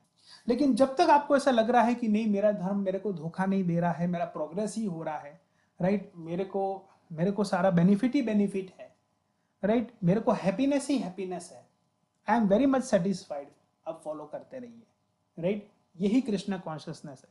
कृष्णा कॉन्शियसनेस किसी को जोड़ तोड़ के लाने का सिस्टम नहीं है। Krishna consciousness is all about increasing your love, right, for each others. That is basically the true meaning of Krishna consciousness, is increasing your love for each other. See the goodness in everyone, right? And keep the Krishna ji in the mind, in the heart, in your soul, right? That is all Krishna consciousness all about. बहुत बहुत spiritual question आ गए दोस्तों। मैं इतना लंबा video नहीं खींचना चाह रहा था, लेकिन स्पिरिचुअल क्वेश्चन है तो मुझे ऐसा लगा कि ये अगर मैं डिले करूंगा तो शायद कृष्णा जी को अच्छा नहीं लगेगा, इसलिए मैं स्पिरिचुअल क्वेश्चन बहुत ज़्यादा होने की वजह से वीडियो बड़ा करना पड़ा। So I am very much sorry, लेकिन ये जो क्वेश्चन है बहुत इंपॉर्टेंट है, राइट। ये एक स्टूडेंट की तरफ से आया हुआ है, what is the future of spiritual products in कलयुग? कलयुग में जहां पर भक्ति खत्म हो रही है, जहां पर वेदास में, शास्त्र में बताया गया है कि कलयुग में भक्ति का कोई वैल्यू नहीं है, यहाँ पर लोग इतना भक्ति को इंपॉर्टेंस नहीं देगा और भक्ति डाउन ट्रेंड में जाएगी। तो इस संदर्भ में हमको स्पिरिचुअलिटी का प्रोडक्ट्स हम चूज करें, या फिर हम स्पिरिचुअल बने, या फिर स्पिरिचुअल प्रोडक्ट्स को एक्सपोर्ट करें, ट्रेड करें, मैन्युफैक्चर करें, राइट। तो मैन्युफैक्चर करें, इसके बारे में मुझे पूछा गया था। देखिए दोस्तों, आपकी बात बिल्कुल सही है कि कलयुग में जो है स्पिरिचुअलिटी का डाउनफॉल है, लेकिन कलयुग का जो ड्यूरेशन है वो तकरीबन 4.5 लाख साल का है। ठीक है, तो कलयुग इज एक्चुअली वेरी बिग। अभी अभी हम जो क्या है, इनिशियल फेज ऑफ कलयुग है, राइट। एक्चुअली क्या होता है मैं आपको बताऊं ना, कि जो दिया होता है, दिया, राइट, वो बुझता है। तो जब बुझता है तो क्या होता है, ज्यादा फ्लो होके बुझता है, राइट, ज्यादा फैल के बुझता है। तो ये जो ज्यादा फैल के बुझने का स्टेज है ना, राइट, ज्यादा फैलने का, ये स्टेज भी 5-10 हजार साल का होता है। ठीक है, तो ये जो फेस है वो आने वाला है, दैट फेस इज कमिंग, कि जहां पर भक्ति बहुत ही ग्रो होगी, भक्ति बहुत ही टॉप लेवल पर पहुंचेगी और फिर भक्ति का डाउनफॉल होगा। सारा शास्त्र में दिया गया है, अगर आप पढ़ेंगे तो आप देखेंगे कि जो आपके लाइफ में आजू बाजू हो रहा है समाज में, वो उसी तरीके से हो रहा है जो भविष्य पुराण में दिया गया है। केवल आप भगवान का नाम लोगे तो भी आपको बेनिफिट मिल जाएगा। अब जो मैं आपको फेस की बात कर रहा हूं कि जहां पर भक्ति बहुत ग्रो होगा, वो फेस अभी आने वाला है। और वो फेस कब आने वाला है, उसको अभी भी रफली 4,500 साल बाकी है, राइट। यानी कि अराउंड 4,500 ईयर्स के बाद 99% ऑफ द पीपल, राइट, ये मार्क करिएगा, 99% of the people will be highly spiritual. तो हालांकि आज कुछ भी नहीं है, लेकिन धीरे धीरे धीरे आप चेक करोगे कि ये भक्ति का लेवल लोगों का बहुत ही बढ़ता रहेगा। अराउंड 2035 आप ये वेव देख लोगे, you will be able to see the wave, कि जहां पर आपको पता चलेगा कि हाँ सब लोग भक्त बन रहा है, और धीरे धीरे यही जो वेव चला तो सब लोग भक्त बन जाएगा। तो 99% लोग जो है वो हाईली स्पिरिचुअल होंगे, बहुत ही स्पिरिचुअलिटी बढ़ेगा, फिर वहां से स्पिरिचुअलिटी घटेगा। अब आपका क्वेश्चन ये हो सकता है कि स्पिरिचुअलिटी क्यों घटेगा, राइट, जबकि सारा लोग स्पिरिचुअल बन जाएगा।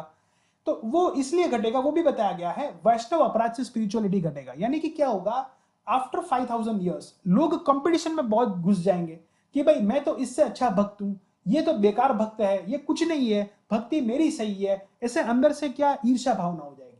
तो वैसे तो वैष्णवों को कोई गिरा नहीं सकता, लेकिन वैष्णवों को वैष्णव अपराध गिरा देता है। So all the Vaishnavas will be doing a kind of a Vaishnav अपराध। ऑलमोस्ट, मैं ऑल तो नहीं कह सकता, लेकिन सब लोग वैष्णव वैष्णव का अपराध करते करते करते करते, निंदा करते, जैसे हम करते हैं ना निंदा, ठीक है, लोगों को क्रिटिसाइज करते करते करते करते हमारा भक्ति बिल्कुल ही डाउन कर देंगे, राइट। और हमको पता भी नहीं चलेगा, नाम में से रुचि चला जाएगा, सारा पूरा मिसफॉर्च्यून हो जाएगा। एंड देन नेक्स्ट 5000, जो 5000 ईयर्स में हम, नेक्स्ट 4500 साल में हम पीक में पहुंचेंगे, फिर वहां से पूरा डाउनफॉल है, फिर 5000 साल में हम धीरे धीरे धीरे धीरे पूरा डाउनफॉल बताया गया है। एंड देन राइट, फिर देयर इज नो भक्ति, कोई चैंटिंग नहीं, भक्ति नहीं, क्योंकि एसिड ड्रेन होगा। एसिड ड्रेन हो जाएगा तो सारे प्लांट खत्म हो गए, एग्रो प्रोडक्ट खत्म हो गया, राइट, एसिड रेन हो गया, फिर लोग धीरे धीरे धीरे आदमी आदमी को खाना शुरू कर देगा, ठीक है।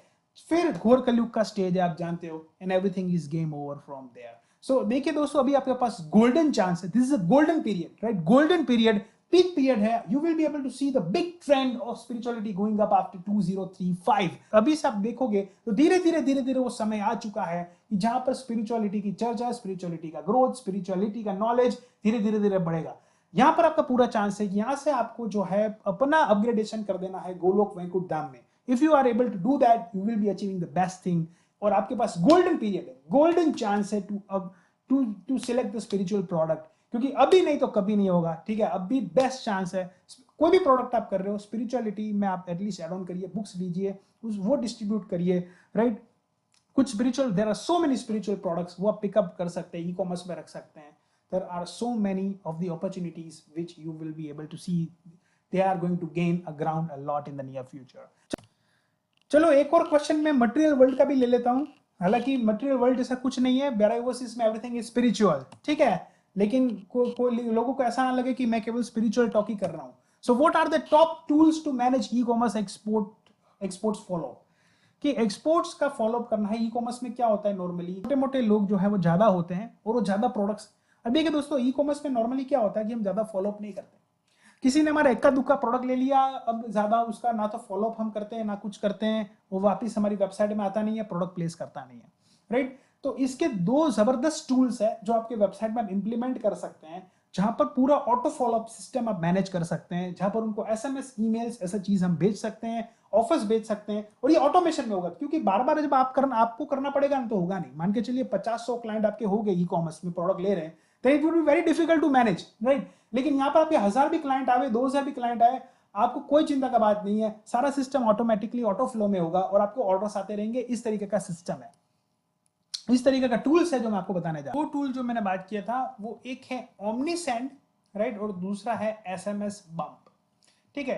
तो ये जो टूल्स है, तो ये जो टूल्स है, ये आप अपने वेबसाइट में इंटीग्रेट कर सकते हैं। ज़्यादातर जो अभी हमारे स्टूडेंट्स हैं वो वेबसाइट किस में बना रहे हैं, वो ज़्यादातर वू कॉमर्स से इंटीग्रेट कर रहे हैं, राइट, या शॉपिफाई स्टोर जिनका है। वू कॉमर्स मतलब वही दोस्तों जो वर्डप्रेस में आप प्लगइन इंस्टॉल करके ई कॉमर्स के प्रोडक्ट लिस्ट करते हो। तो आपका जो नॉर्मल वेबसाइट है उसमें वू कॉमर्स आ जाता है, उसमें आप ओमनीसेंड तो आपके जो वर्डप्रेस वेबसाइट है उसमें आप ओमनीसेंड को इंटीग्रेट कर सकते हैं।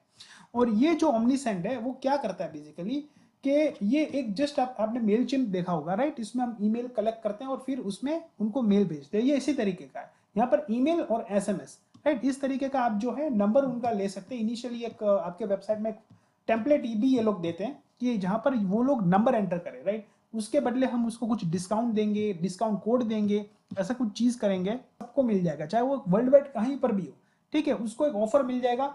तो जैसे आपको बड़ी बड़ी वेबसाइट जैसे मिंत्रा के मैसेज आते हैं, अमेजॉन, फ्लिपकार्ट के बड़े ई कॉमर्स के मैसेज आते हैं, वो same message system, same emailing system आप खुद सेटअप कर सकते हैं अपने आप अपने वेबसाइट में। यहाँ पर आपको डेमो मिल जाएगा। फिर इसमें बहुत ही, ये करना बहुत ही एडवाइजेबल है, स्टार्टअप को भी ये चीज करना चाहिए। इससे क्या है कि आप एक प्रॉपर फॉलोअप सिस्टम बना सकते हो अपने बिजनेस में, कौन आ रहा है, जा रहा है, राइट, कितना खरीद रहा है, वो बिजनेस अच्छा ग्रो हो सकता है। सो आपका खुद का वेबसाइट है, भले आपने वर्डप्रेस से बनाया है, शॉपिफाई से बनाया है, इसमें टूल्स इंटीग्रेट करें, फ्री ऑफ कॉस्ट इनिशियली करें, रेड एसएमएस बम्प है या ओमनीसेंड है, रेड ये करें, इससे आपको बेनिफिट होगा। बस दोस्तों आज के लिए इतना ही रखते हैं, मिलते हैं अगले वीडियो में, तब तक के लिए जय श्री कृष्ण।